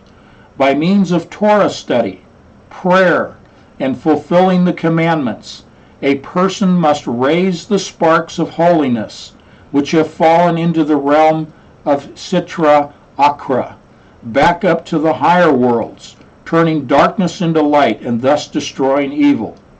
It is worth noting that the commandments have their spiritual root in the Sephirah of Keter, since they express the will and desire of Almighty and are therefore higher than the Torah, which embodies the divine wisdom, in the same way that the human being, will, and desire are rooted higher in the psyche than the intellectual understanding. Fulfillment of the commandments and prayer restore the broken connections in the higher worlds, allowing divine light to come into our world and increase its exposure. According to Kabbalah, by fulfilling the commandments, a person raises up the female waters, the ascent of the holy sparks, fallen from the world of Tohu, as a result of the shattering of the holy vessels, i.e. the striving of creation to unite with God, which leads to the restoration of the connection between the Sephirah Malakot and the Zaire Anpin, the sixth lower Sephirat. This in turn leads to the restoration of connections between, and I'll just summarize this for you. I said this on Sunday in our live stream with Deanne Loper. Their goal is to merge as above, so below. They're saying that the divine light that was contained in the Sephirats was released at the shattering of the Sephirats, producing sparks that rain down on the earth. And it is now the rebirthing of the earth, the reconstituting of the earth, the redemption, as they call it, the tikkun, the redemption of the earth, the redemption of mankind, so that you join mankind with the Ein Sof through the Keter, through the crown. They believe that they can merge the spiritual and the physical in this manner, through the tree of life, through the spine of the tree of life, through the spirit of the Kundalini, through the spine of the human body, representing the spine of the Sephirat tree. I don't find any of this in the Bible, do you? We're not focused on the light. God spoke light into existence, right? Let there be light from Genesis. But you see how this has been stolen? You see how now the light of Lucifer has become predominant over God the Creator? They're assigning creation to Lucifer, not God. I don't find the Sephirats in the Sephirat tree of life in Scripture. Old Testament, New Testament. This is all created by man. And it is contested within the ranks of the rabbis, who never seem to agree on anything. This is all fabricated by man. This was fabricated after the giving of the Ten Commandments by Moses. This was fabricated by Pharisees and Sadducees. The laws were written after the giving of the Ten Commandments, the only laws of God. This was fabricated based on man's laws, and man saying that through the laws and the commandments that they created, sin is forgiven, the remission of sin, and the rebuilding of the earth will take place, creating a kingdom for God. That's what the third temple represents. It represents the tikkun, the redemption of earth itself. Why do you think we have this worship of Mother Gaia? Why do you think we have this whole thing about the green movement, about worshiping nature? It's because they're focused on terraforming the planet through technology, something I've been talking about for years. The terraforming through science and technology of the planet. That comes right out of what I just read about the Kabbalah. Okay?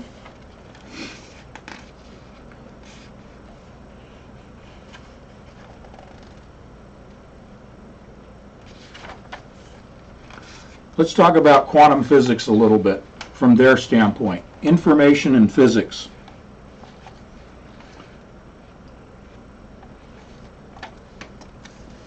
The American engineer Claude Shannon in 1916 to 2001, the founder of information theory, wrote that the word information means different things to different scientists.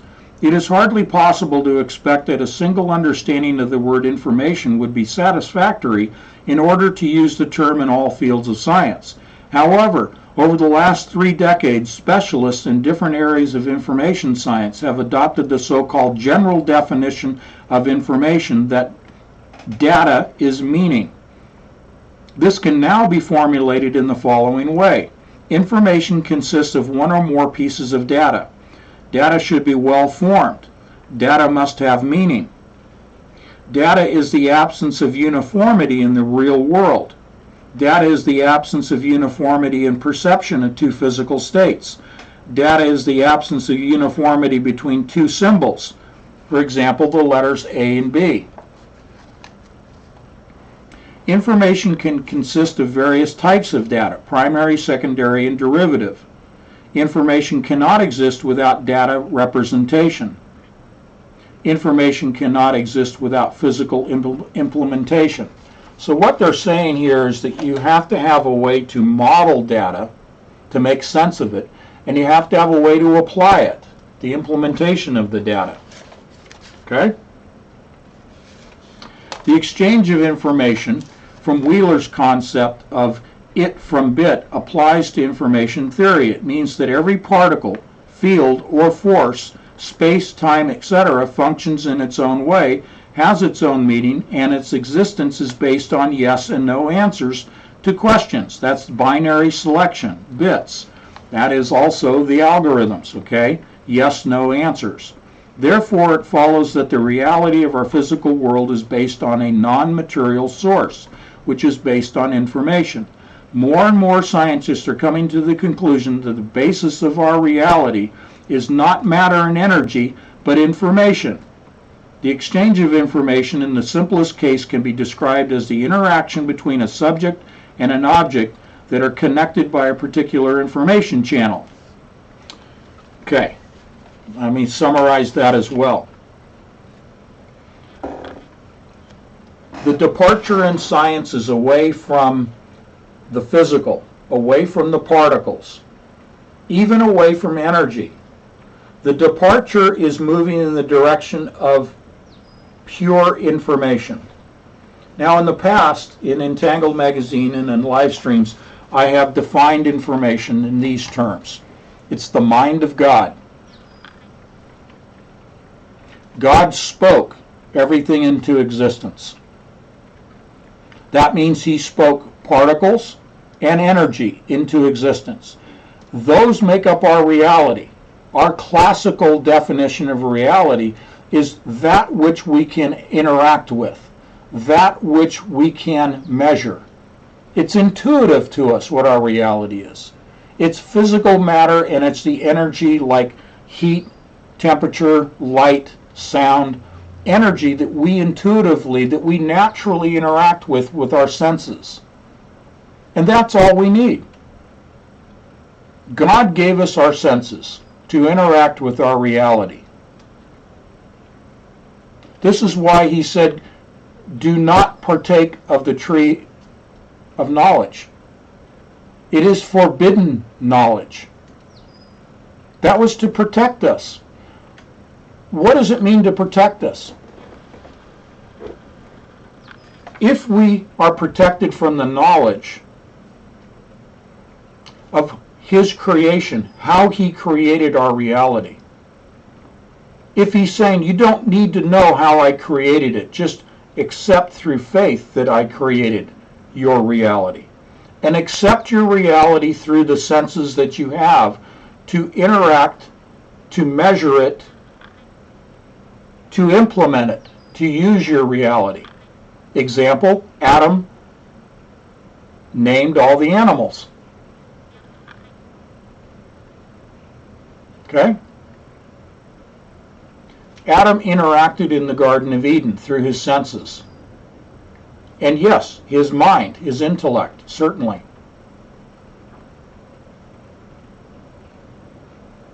But God, in denying information to us about how reality was constructed and how it operates, was protecting us from something. And here's what he was protecting us from. And let the aircraft fly over, even though we're flying on patch air today at 30,000 feet. We're getting close to the airport here. It's already been 2 hours.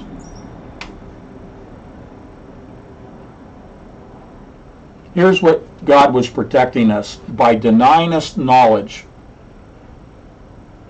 often said as the knowledge of good and evil. That's binary. That's yes, no. He was protecting us from changing our reality. He was protecting us from changing the earth. He was protecting us from changing our DNA. Yes, he gave us dominion over the earth. He told us to go out and be fruitful and multiply. And all these things are ours in this world. But he was protecting us from quantum mechanics, from particle physics. He was protecting us from being able to change who we are, protecting us from manipulating of the mind and consciousness and the soul, protecting us from harming our DNA by manipulating it. All that we needed was contained within the Garden of Eden. We didn't have diseases. We didn't have illnesses and deformities. But as man began to communicate in his fallen state with Lucifer and Lucifer's fallen angels, man partook of the tree of knowledge and began to think of himself as a god in a godlike manner, and began to acquire forbidden knowledge that we see now today in techne, the science of the craft. We are destroying ourselves because we are obtaining information that was initially denied to us for our own protection. God is a benevolent God. Lucifer is a malevolent entity. He is not a God.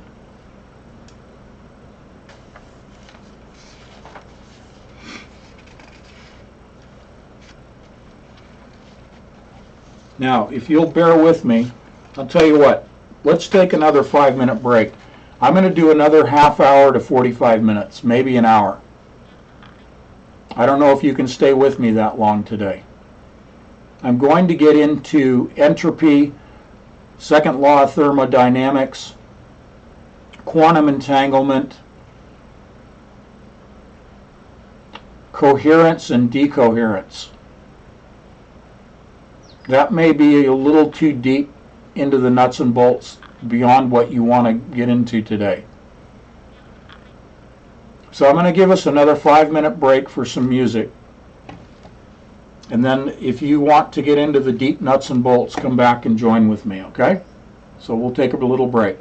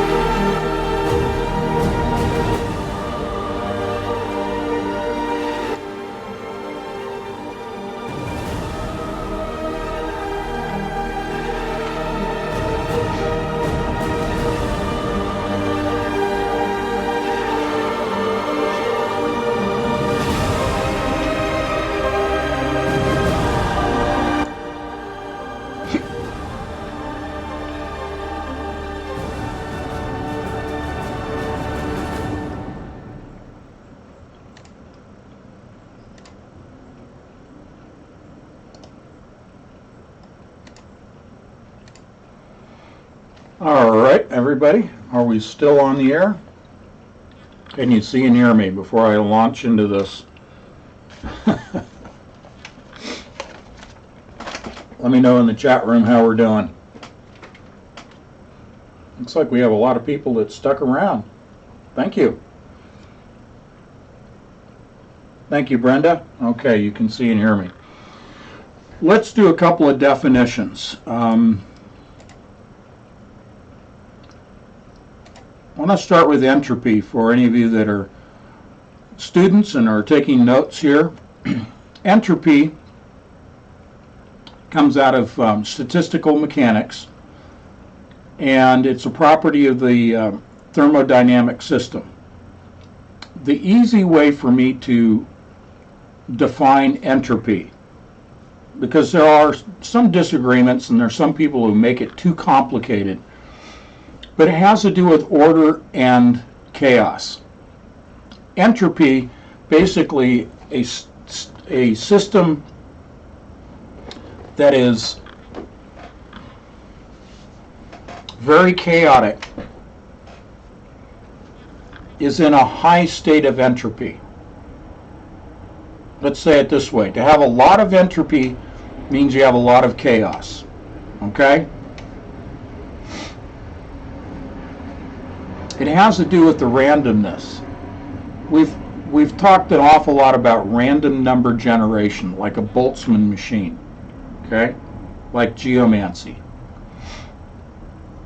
And entropy is an expression of the randomness of a system. It's an expression of the disorder of a system. So I'll give you an example. When you think about, and again, this is quite Kabbalistic, when you think about the Big Bang Theory, the Big Bang Theory comes out of the Kabbalah, okay?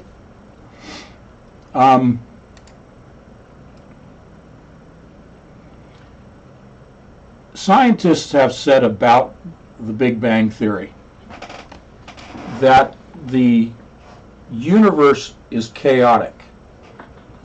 And it's only when the entropy is reduced, when the system settles down, when it tends to slow down, that then you begin to see some order. It becomes cohesive, becomes coherent. And we're going to talk about coherence and decoherence in a minute. But as the universe becomes more ordered, it has a lower state of chaos. Okay? So any of you that are doing research into quantum mechanics, I mean, just even at the entry level of quantum mechanics, you'll see the word entropy come up quite often. It's one of the tenets, one of the axioms, if you will, but one of the tenets of quantum mechanics is the discussion of chaos versus order. And even we've heard of the New World Order talking about order out of chaos. That's where it comes from. It comes out of quantum mechanics. It comes out of the Kabbalistic viewpoint of the cosmos, which is the Big Bang Theory, which I don't ascribe to. It never was a Big Bang. So here's one way of discussing entropy. If you look at, let's say you're looking at a whole bunch of data points coming in to a computer, and those data points are producing images on the screen, and those data point images look very chaotic. They're just kind of like the blue. You know, somebody in chat, I guess, was saying that the the blue bubbles on the screen. I'll just go ahead and put them back up. I turned them off. Did I get rid of it? I guess I got rid of it. Anyway, those blue bubbles were hypnotizing. I shouldn't have taken them down. I was trying to be polite and I took them down because I didn't want it to bother people. But let's say you have all these bubbles or data points on a computer and they're just randomly moving around and it looks chaotic. You know why it looks chaotic? Because the person looking at it doesn't see the pattern, doesn't recognize the pattern, and therefore assigns the label of chaotic, of entropy to it. So part of what is going on in computing, classical and quantum, is the discovery of those golden nuggets, as I refer to patterns, those hidden patterns of data. Okay? Why are the patterns important? Why bother to expend all this time and effort and money to find patterns? Because patterns allow you to predict the future. Patterns/probabilities. So entropy is very important, and it is part of the Kabbalistic viewpoint. You would call something chaotic not only because you can't recognize the pattern, but also because you lack the measuring tool to measure the system. And if you could measure the system, if you did have the proper tool, you would then discover the underlying pattern. This is the essence of quantum mechanics. This is why when they collide particles at CERN and they produce the shattering of particles, and you see the lines that are the trajectories of their energy release, called luminosity. Why do they call it luminosity? I already told you. High luminosity Large Hadron Collider. That's what, when they start it in 2026 again, that's what it will be relabeled as. High luminosity. It's all Kabbalistic. CERN is completely Kabbalistic. Right to the statue of Shiva. I made that connection before, a couple of weeks ago.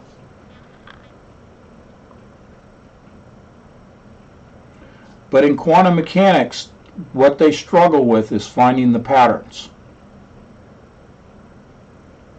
And that's why they build more and more sophisticated detectors at CERN. They're trying to detect the patterns within the particles that are released, the energy signatures, and the spiritual energy signatures. These detectors are not just about particles. They are about spiritual energy. These are the early warning system. Okay? This is Lucifer's attempt, using the detectors at CERN, to detect God's angels, the energies of God's angels, because there's 2/3 of the angels are on God's side. Satan only has 1/3 of them.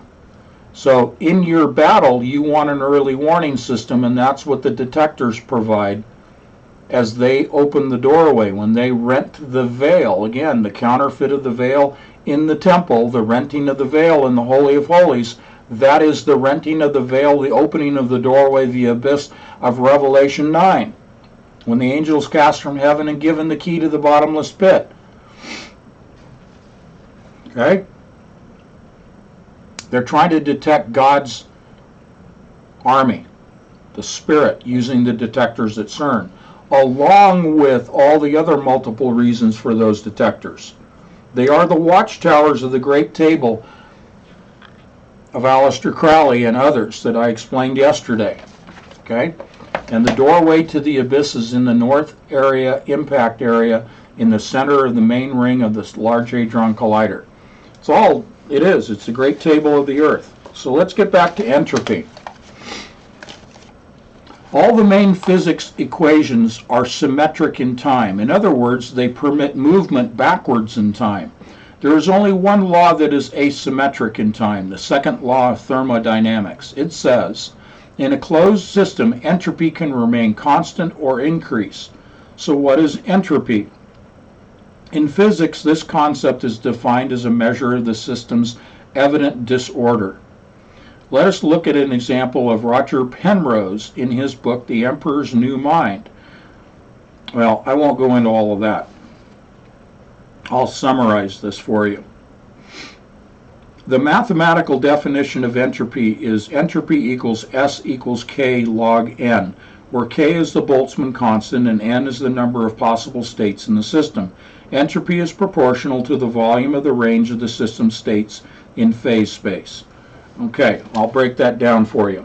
Basically, they're saying that there is a space and there are phases of energy that come into that space, and there are dimensions within that space.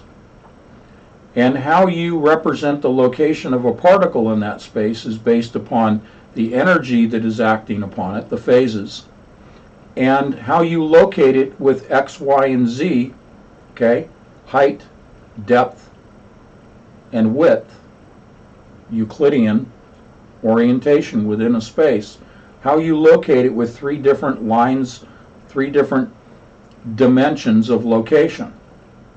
Okay?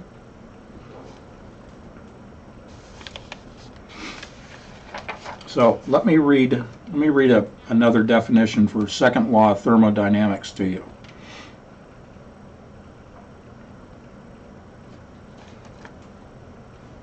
I had a very simple one here, and I want to find that.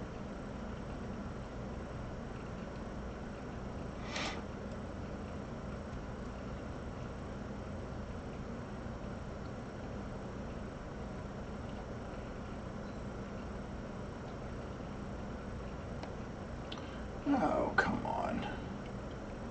Got to go back to my email.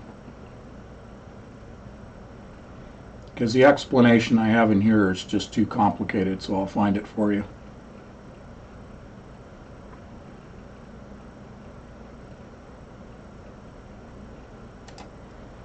All right. The second law of thermodynamics states that the total entropy of an isolated system can never decrease over time. The second law is an empirical finding that was accepted as an axiom in thermodynamic theory. It explains the microscopic origin of particles.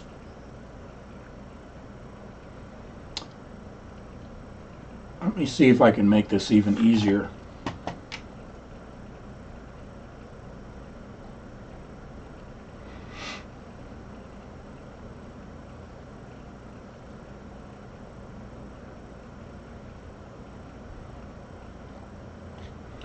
Because I don't want to get into the balanced thermodynamics and all of that for you. I want to try to keep this really straightforward.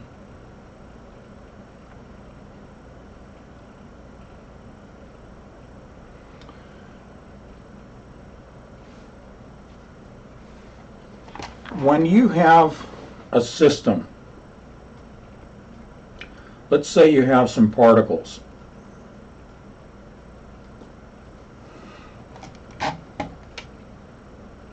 I'll get back on camera.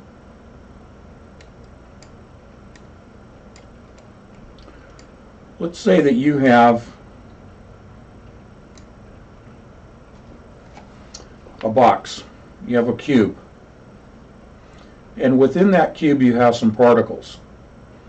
And those particles will stay in a state of equilibrium. They won't change. They won't increase in temperature, they won't increase in their vibration, they won't increase in quantity or in direction of movement if they're moving.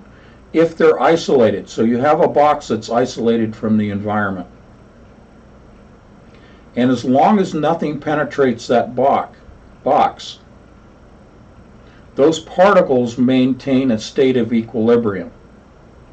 Their temperature doesn't change, is one way to talk about it. If you take that box, say it's a pizza box, and you put it in the microwave oven and you microwave it, you are sending microwave energy waves into that pizza. You're imparting energy on that pizza. It causes those molecules to vibrate. Specifically the water is what it's really going after. And it's because the vibration increases the temperature. We interpret vibration in terms of temperature. Okay, so second law of thermodynamics essentially states that if you can isolate something from the outside world, it will remain in a state of equilibrium. Okay?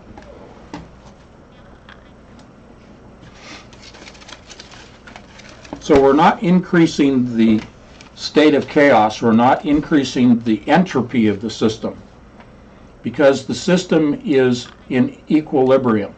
It's in balance.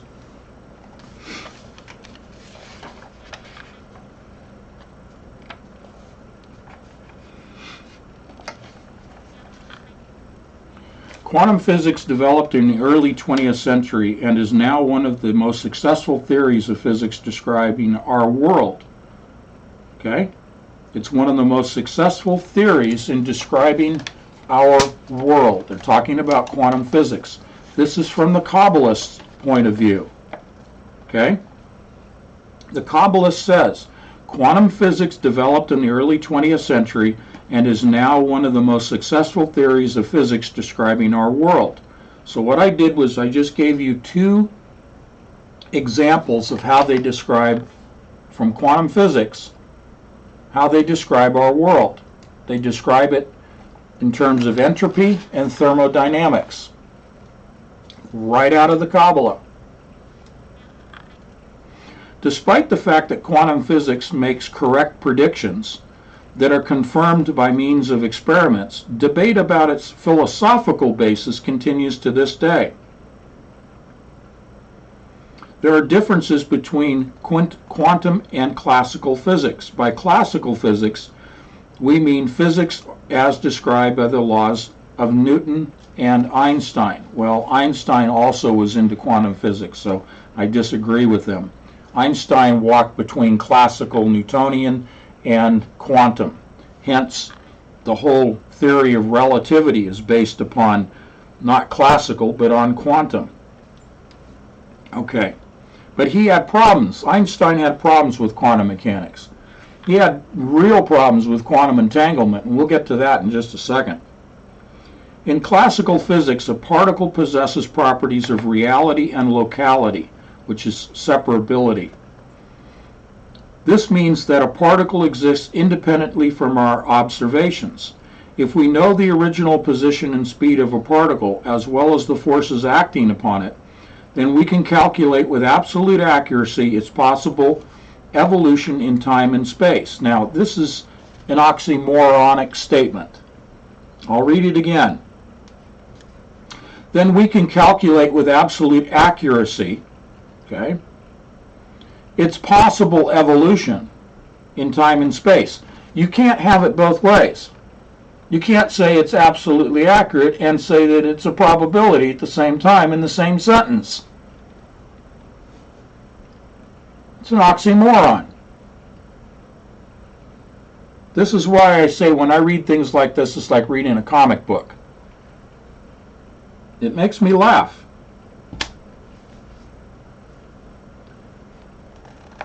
Okay.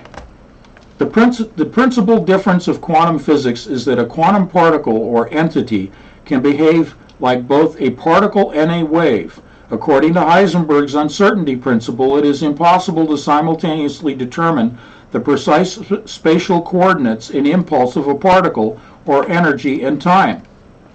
Okay, that's wave-particle duality. That's the double-slit experiment. Okay.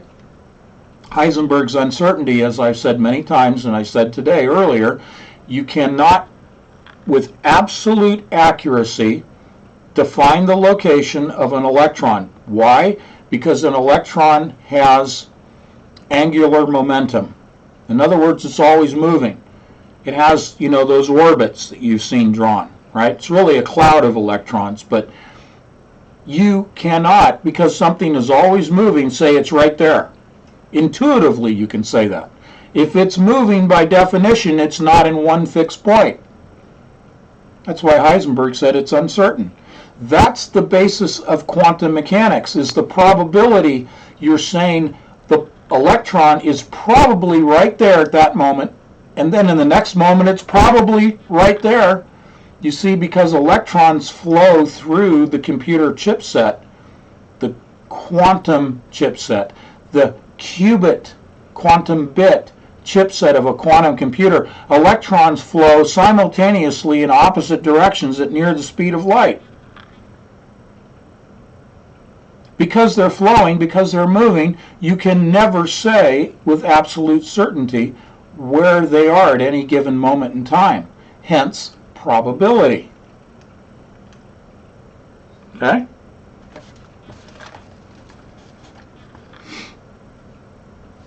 Before the moment of measurement, okay, before they measure where that location is, okay, before the moment of measurement, a quantum particle exists in a state of superposition.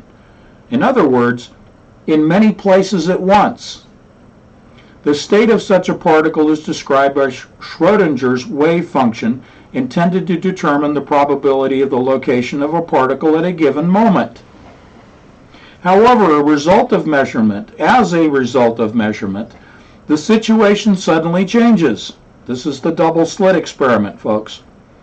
From the quantum state of superposition, a particle jumps over to a classic state with definite coordinates.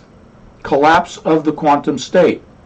All right, let me explain that again. Again, I always like to break these down for you in little bite-sized chunks that we can manage as we go along. Because I could just rattle this off and it just becomes a blur to everybody. The theory, and again, this is quantum mechanics, this is mainstream science, but it is from the Kabbalist viewpoint of how the cosmos operates. When you hear scientists talking about, well, wave-particle duality and, you know, the double slit experiment and the Big Bang and all these things, realize this all comes from the Kabbalist viewpoint. I'm reading it from the Kabbalist viewpoint, quantum mechanics. I'm not reading from a scientific journal here, okay? So what does it mean to collapse the waveform? The theory in quantum mechanics is this. I'm not looking at something. Let's say it's the moon, because this is what Einstein had a problem with when he was talking about the problem of quantum mechanics, because again, he danced between Newtonian and the new quantum mechanics. And the problem he had with quantum mechanics, one of the principal ones, was this. Quantum scientists, quantum mechanics, will say everything exists as a wave, as an energy wave. And it's not until it is measured by a person looking at it, or a mechanical device, an instrument, detecting it. Let's say it's a video camera. Until the observation of that waveform is performed, it stays as a wave, moving through the cosmos, that energy wave. But as soon as it's detected, as soon as it's measured, as soon as it is observed, suddenly, and I will use this word on purpose, mystically, magically, somehow, and they still haven't explained how, it collapses down into a physical object. So here's the cap to my water bottle, and it's moving along as a wave. And then I look at that wave, and suddenly, boop, there it is. It's now a particle, solid matter. We can measure it, we can detect it, we can measure it, we can figure out where it is in Euclidean space with the 3 coordinates. We can figure out how much energy the phases is impacting on it, okay? And how it measures in terms of the second law of thermodynamics, because it's no longer isolated. It's in an environment that it's interacting with.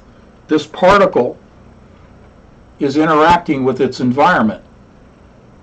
We're going to get into coherence and decoherence in a minute. But if I never detect, never observe, never measure this waveform, it continues along as a waveform. So here's where Einstein had a problem. And again, obviously the guy was brilliant, but he also had a very wry, very dry sense of humor, and I appreciate that about him. He said that I would like to think that the moon, whether I'm looking at it or not, will still be there.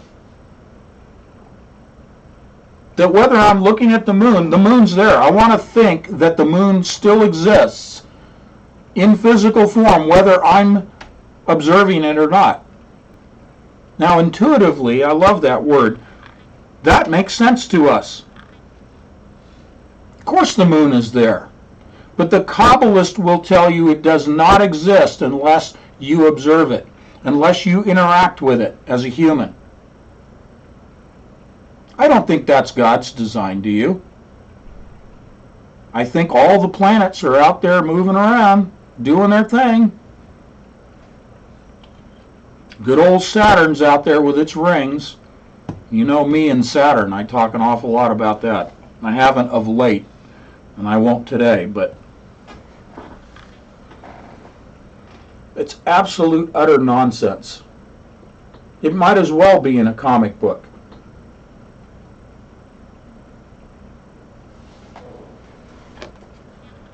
Okay.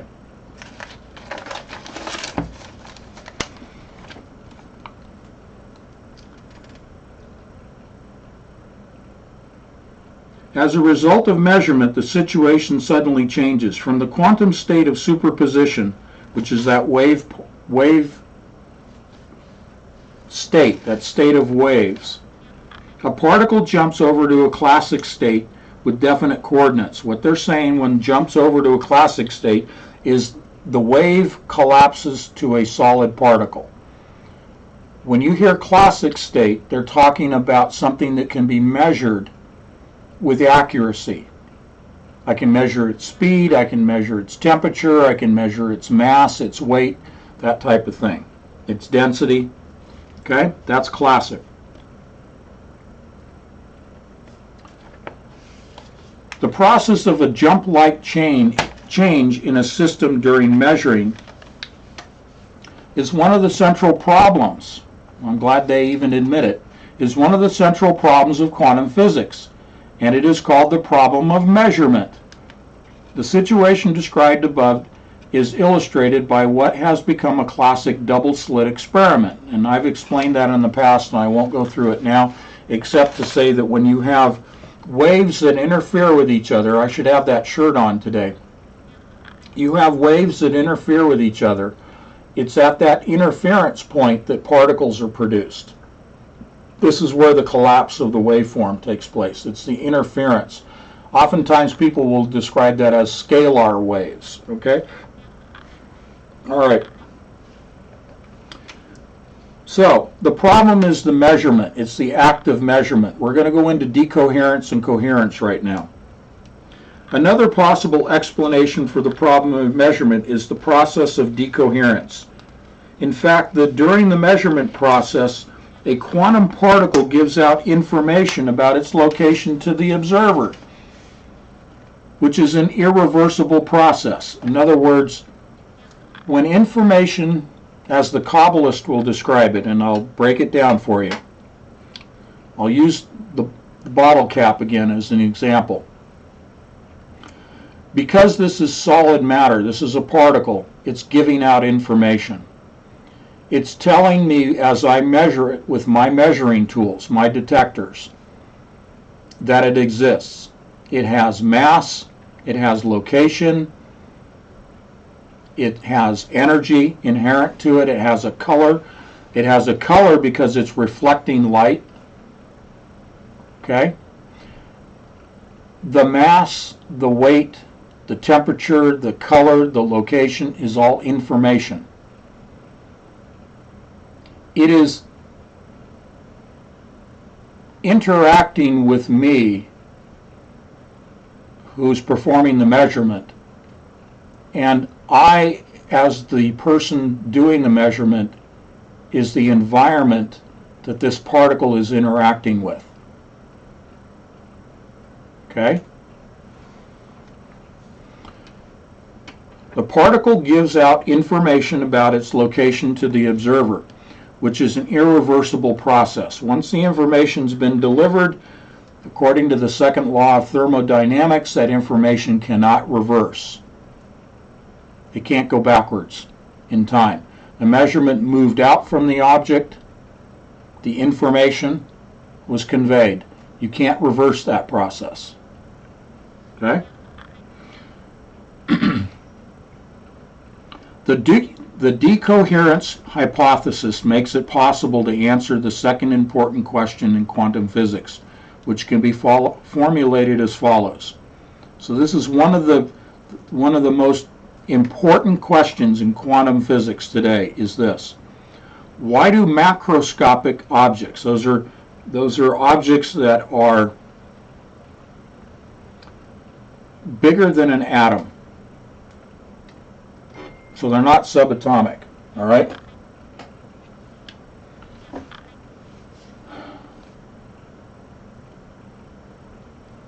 The decoherence hypothesis makes it possible to answer the second most important question in quantum physics.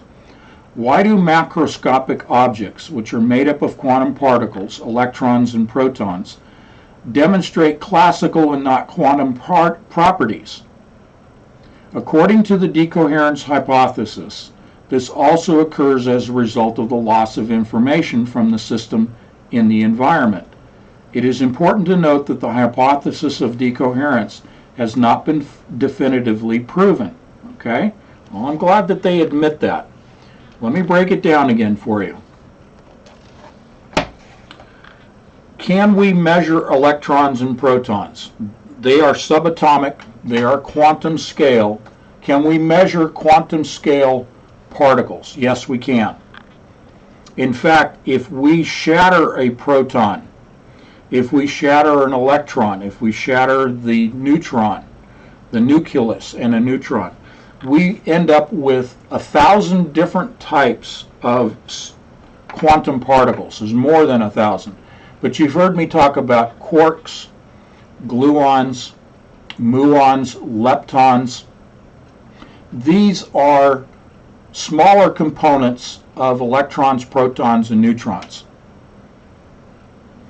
Those can be measured. The mass, the energy that they radiate, their location, their movement can be measured, but only on the basis of probability. The only time you can move away from a probable measurement, okay, which includes mass, location, direction, trajectory, energy yield, those are all, when you're talking quantum particles, those are quasi measurements. They're not classical. You have to take essentially from an atom, a molecule, and multiples of molecules, that above, moving above the quantum scale to the atomic scale. Atomic scale and larger is the macro, is the classical. There you can, with Newtonian physics, Newtonian laws, you can have a high degree of accuracy. It's no longer a probability. Now I'm going to step back a little bit from quantum and classical to say this, because this moves into the philosophical. If you want to call philosophical spiritual, that's okay too. Earlier I was reading to you a quote about Aristotle, Plato, Euclid. We can go to Archimedes. We can go to many others that are the foundation of Newtonian classical measuring. If I have a yardstick and I say that yardstick is 36 inches long, is that an absolute? The smallest division, the smallest scale that we can divide down to when we measure in science is known as the Planck scale.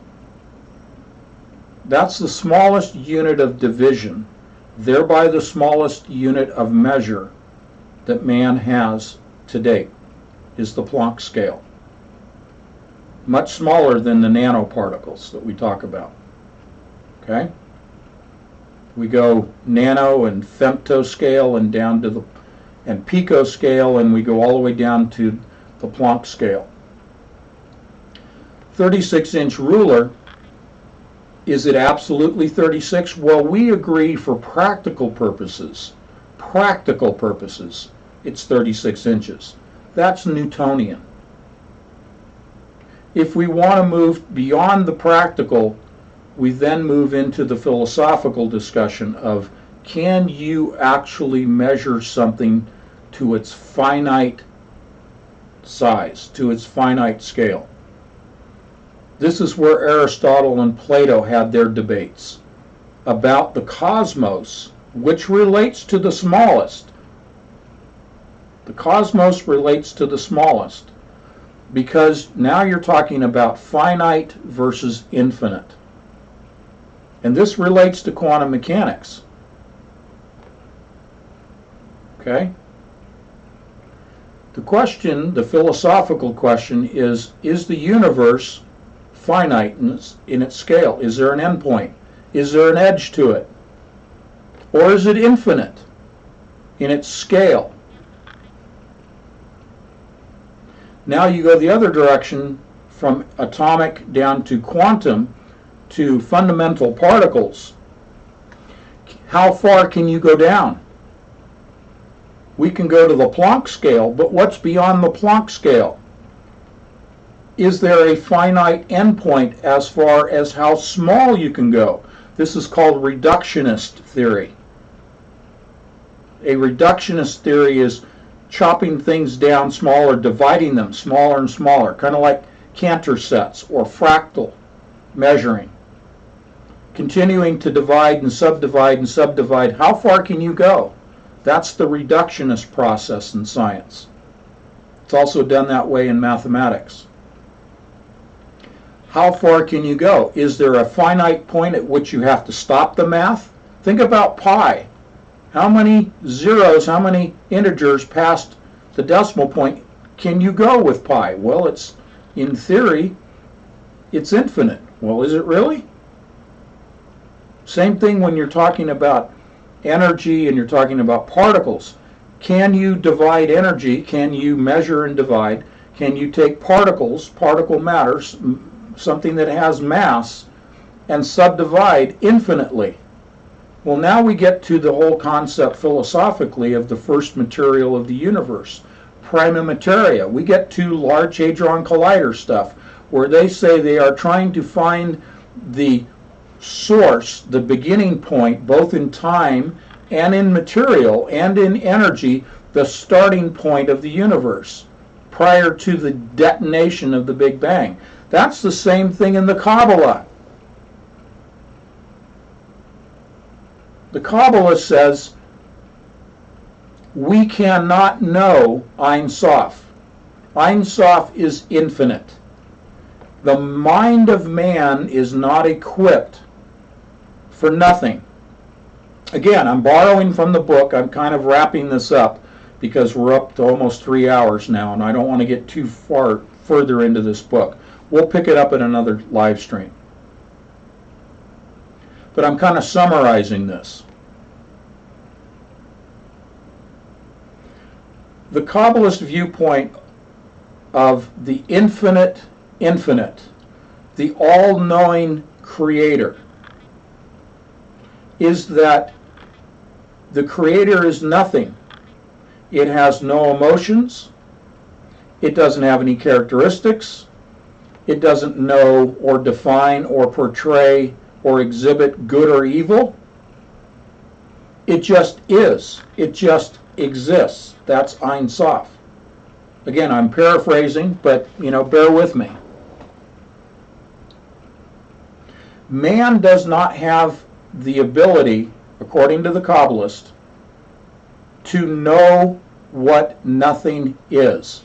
Again, we're getting into philosophy, but this is, again, described by the rabbis, They're talking exactly the way that I'm presenting this to you. Man does not have the intellect to define a state of nothing. And the state of nothing is the closest characteristic that can be assigned by man of Ein Sof.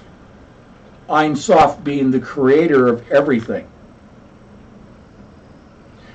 And therefore, the first material, prima materia, is actually the material of nothing. So when CERN, a Kabbalistic enterprise, when CERN says they're trying to find the prima materia, they know full well that they will never find the first material, because in their Kabbalistic viewpoint of the cosmos, they know that there is nothing. They ascribe to the theory that everything was created out of nothing. Well, how, again, and the Kabbalists and the rabbis debate this, how can something arise out of nothing? Does it not, if there is something here to detect, energy and matter, does that not then define and predicate the fact that if you have matter and energy, there had to be a source, that the source itself was consistent of energy and matter? Because if you're going to produce something, it has to be something that you produce out of the same material. You can't create something out of nothing. Well, the Kabbalists will sidestep this and say, man does not have the intellect. Remember, I read early in the excerpts I gave you that it's all about intellect, man's intellect. And yet the rabbis, again being in an oxymoron statement, say man does not have the intellect to be able to define what nothing is. Because if you define what nothing is, it is no longer nothing. This is why zero was not used until the Roman times, was not used as a number in the numbering system. Zero was not considered a number because it represented, philosophically, nothingness. And therefore, if zero was nothing, it had no value. It had no value because it didn't exist in the cosmos. Yet today we use 0 and 1, don't we? Now I know I'm getting philosophical here, but the Kabbalist is based on philosophy. It is not based on faith. It's based on philosophy. Philosophy giving rise to laws and commandments. It is not based on faith. If we need another line of demarcation to set us apart from the Talmudic Kabbalist, it is this. We are on one side of the line, which is faith-based. They are on the other side of the demarcation line of philosophy, a philosophical viewpoint. And what is philosophy? It is the study of man. It's what I said at the beginning. This is a man-focused religion. Therefore, it is the religion of the world, the one world order, the new world order, the Antichrist system of the dictator of the Antichrist. And because it is man-focused, it is philosophically focused, it is focused upon tikkun, the redemption of the planet itself physically, and the redemption of man through the law and through the commandments of man, through the philosophies of man, not of God, not of faith. And therefore, their philosophy of science, of quantum mechanics,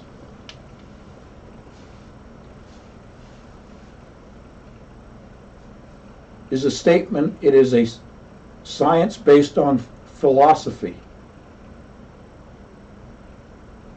Because if you cannot measure it without getting into probabilities, then it remains a philosophy.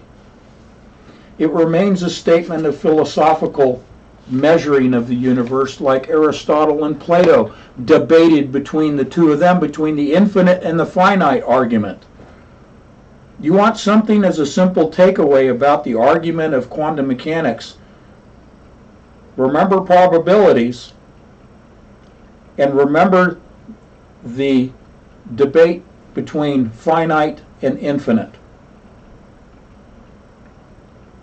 Is it infinite or is it finite? And is it exact or is it a probability? Quantum mechanics and the Kabbalists will say that it's probabilities. And they'll say that you cannot know the infinite, therefore it's finite. They claim that man cannot comprehend the infinite. Therefore, by definition, but conversely, they believe that it is finite. Therefore, they build the Large Hadron Collider, and they say we can find the prima materia. We can find that finite starting point of the universe, the finite starting point of the Big Bang. And because of their worship of Shiva, which is Kabbalistic, Shiva, the joining of male and female, the destruction and the rebirth of the universe, of the planet itself, that's Kabbalah. Shiva is Kabbalah. It's not just Hindu. Okay? Hindu is a subset of the Kabbalah. Buddhism is a subset of the Kabbalah. Therefore, the Kabbalah is the one world religion. And because of that, they think that there is a finite starting point to the universe. We know that the universe is infinite. Why? Because God is infinite. God created the universe out of his own mind. And we do not have the ability as humans to know the mind of God. God shares information with us, but he's infinite in his wisdom. The Kabbalist doesn't believe that about God. They worship Lucifer. Lucifer is not omniscient, and he's not omnipotent, and he's not omnipresent. God is. Okay? So remember, the Kabbalists do not worship the same God as we do. They deny Jesus Christ as our Lord and Savior. They are trying to bring in through the law and their commandments and the adherence to those the return of their Messiah, who is the Antichrist. And they believe through technology they can hasten, they can accelerate. That's the same word. They use it all through their Kabbalistic writings. They can accelerate the return of Jesus Christ, whom they believe is their Messiah, but that is not the Jesus Christ, not the Messiah we worship. They will call him Messiah. They won't call him Jesus Christ. We call him Jesus Christ. The Kabbalists won't. They'll only refer to him as Messiah.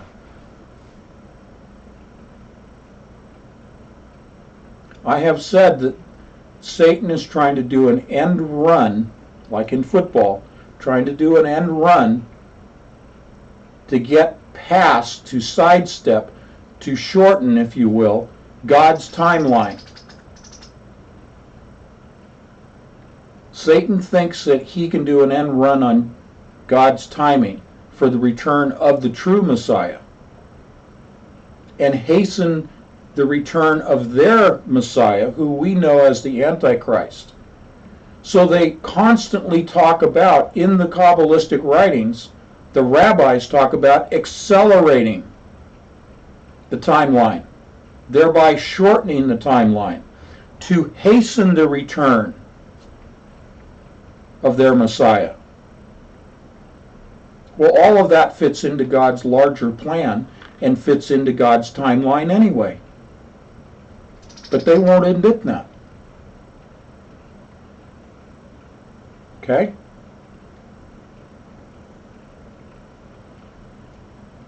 So I shared with you at the beginning about artificial intelligence and light being used to accelerate the development of artificial intelligence. You see, the same Kabbalistic language comes out. They're not only talking about the technology, artificial intelligence of the Kabbalah, which comes right out of the Sephiroth tree, okay? The algorithmic structure of AI comes from the Kabbalah tree, comes from the Boltzmann machine. Boltzmann machine comes from the Kabbalah tree. AI is Kabbalistic. They're trying to accelerate AI by using light. Why are they using light? Because they worship Lucifer. What is the system of the Sephiroth tree? The Sephiroths contain light. And when the Sephiroths were shattered, they were considered to be glass. Their sparks rained down on the earth. They're trying to bring all that back together. That's their tikkun. That's their redemption. Everything coming together, male and female, the two trees from the Garden of Eden coming together. The merging of the spiritual and the physical, as above, so below, merging together. So let me end on this point, and I think I quickly said this on Sunday, but I want to say it again today. The Large Hadron Collider is not a collider. I'll say that again. The Large Hadron Collider is not a collider. All those collisions, all that luminosity, all these particles are failed experiments. They're, as you know, in empirical studies, when you're doing experiments in the laboratory, most experiments are failures.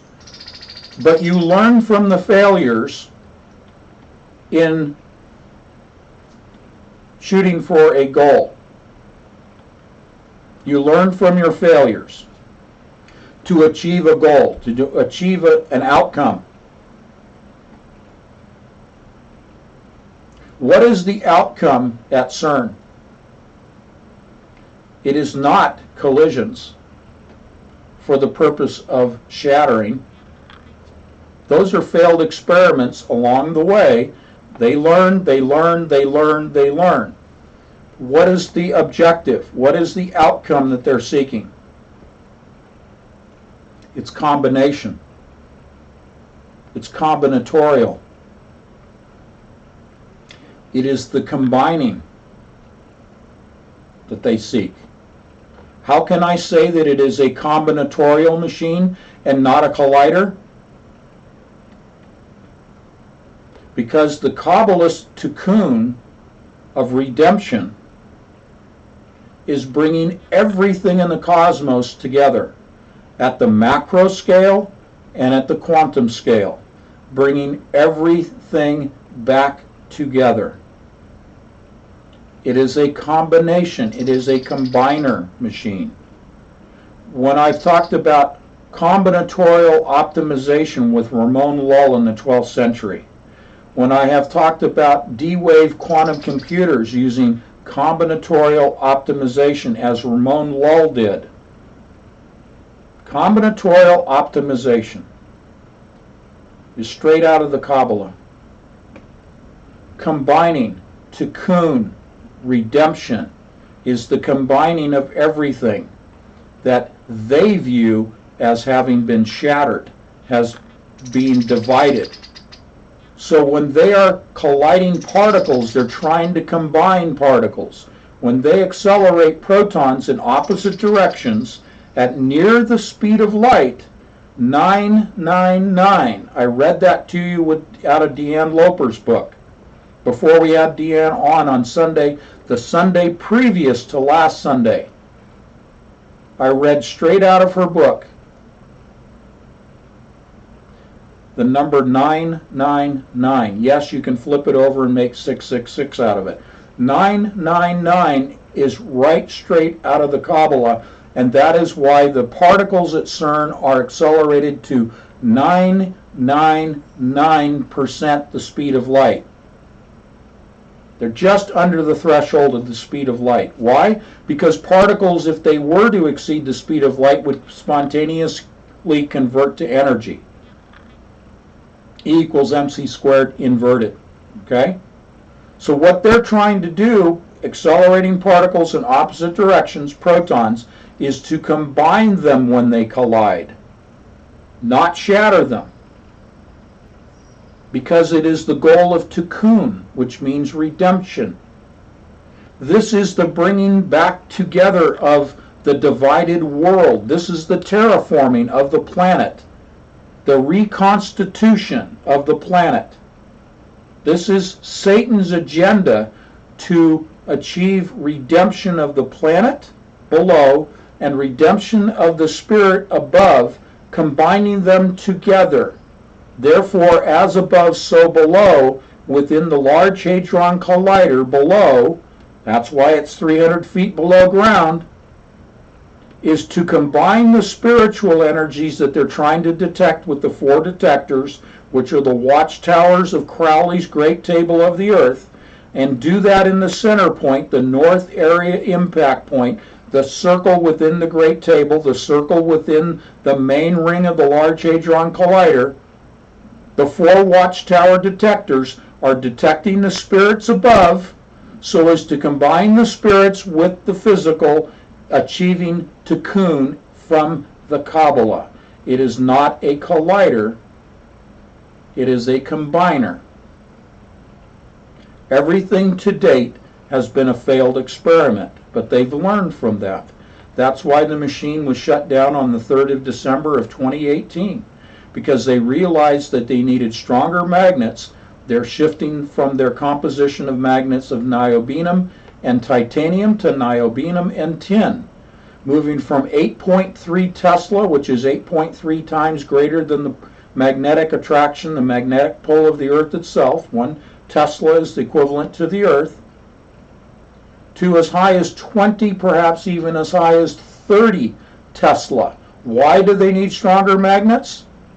To combine, to compress down with dipole magnets, quadrupole, and with dipole magnets to guide in a circular pathway, stronger magnets to compress more protons together into a closer space, tighter bunch, and those bunches themselves being closer together as they move as a beam to near the speed of light, the Kabbalah number of 999. It is to combine matter, not shatter it. You've never heard that anywhere else. You know why? Because people are not studying the Kabbalah that are willing to go public. There are plenty of Kabbalists that, hearing what I'm saying, and those at CERN as well that hear what I'm saying, and they are agreeing with me. And they're saying, how did he figure that out? It's because I've been studying the Kabbalah. And now the picture is clearer. I've always thought of it as a collider. But the Lord shared with me in conversation with Kathleen about 2 weeks ago. We started talking about this, and I shared this with Kathleen, and it was an epiphany for me. And it took my breath away. I mean, I talked for 3 hours, right? I never shut up. I'm like our Buckminster Fuller. He would talk for 24 to 36 hours straight. I can't do that, but he did. But it was an epiphany. It took my breath away when the Lord shared it with me. He said, the Large Hadron Collider is not a collider, it's a combiner.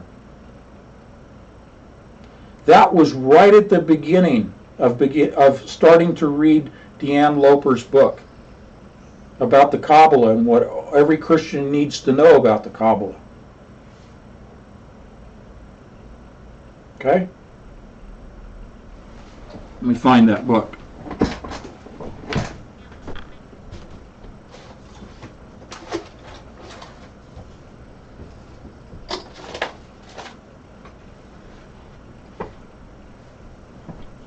wanted to hold it up. I think it's downstairs. But anyway, recommended her book, and I still do. It's a great starting point and a easy to read book and a summary. Okay, so we've pulled up to the gate. We're getting ready to deplane here from Patchair. I want to thank you very much for spending 3 hours with me today. This is just extraordinary that you guys have been here this long. We'll get into more of the nuts and bolts. I have more to share about the Kabbalah. And from the scientific standpoint. But I think I've pretty much made my case today. There's more that I can add, but I think I've made a good preliminary presentation in the court of law of the evidence. Probabilities. Okay? Probabilities. And they believe in the finite, not the infinite. They deny Jesus Christ as the Lord and Savior, as the true Messiah.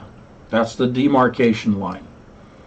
If you need something from Scripture to share with people, to witness about this, that makes it easy for people to understand, go to Galatians 3.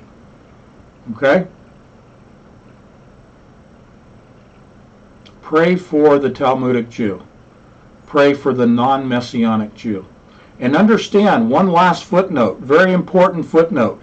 You're hearing a number of rabbis that claim to be Messianic. You're hearing a number of pastors, Christian pastors, that are saying the Messianic Jew, Hebraic roots movement is okay. They have to define for you who the Messiah is. Even someone who says that they're a Messianic Jew, a Messianic rabbi, please politely ask them to define for you who that Messiah is, to describe that Messiah. Because I'm noting a number of Christian pastors pushing the Hebrew roots movement, like Mark Biltz, a number of claiming to be Messianic rabbis, like Rabbi Shapira, claiming to be Messianic, when in fact they're out and out Kabbalists. Therefore, by definition, it is not the Messiah that you and I worship. Don't be fooled by someone saying they're a Messianic Jew. Certainly there are Messianic Jews who worship the same Jesus Christ that you and I do. But challenge them to say that they worship Jesus Christ. They will fail. They will refuse to cite the name Jesus Christ as their Messiah. And that's when you know that they're worshiping Lucifer, the Antichrist spirit Messiah. And if they're promoting the building of the third temple and yet claim to be Messianic, they are Antichrist. That's a huge footnote to end on, okay? And maybe that's where we'll pick it up on Sunday. So thank you. God bless you. I'm so grateful that you have made this research and reporting possible. Kathleen, and love you as brothers and sisters and as friends. God bless you. We keep you all in our prayers. And I'm glad to see in the chat room that Andy Parton's feeling so much better. Yay! And so is my wife. God bless you. We'll talk to you on Sunday, Lord willing. Bye-bye. I'll leave the live stream on for 30 minutes.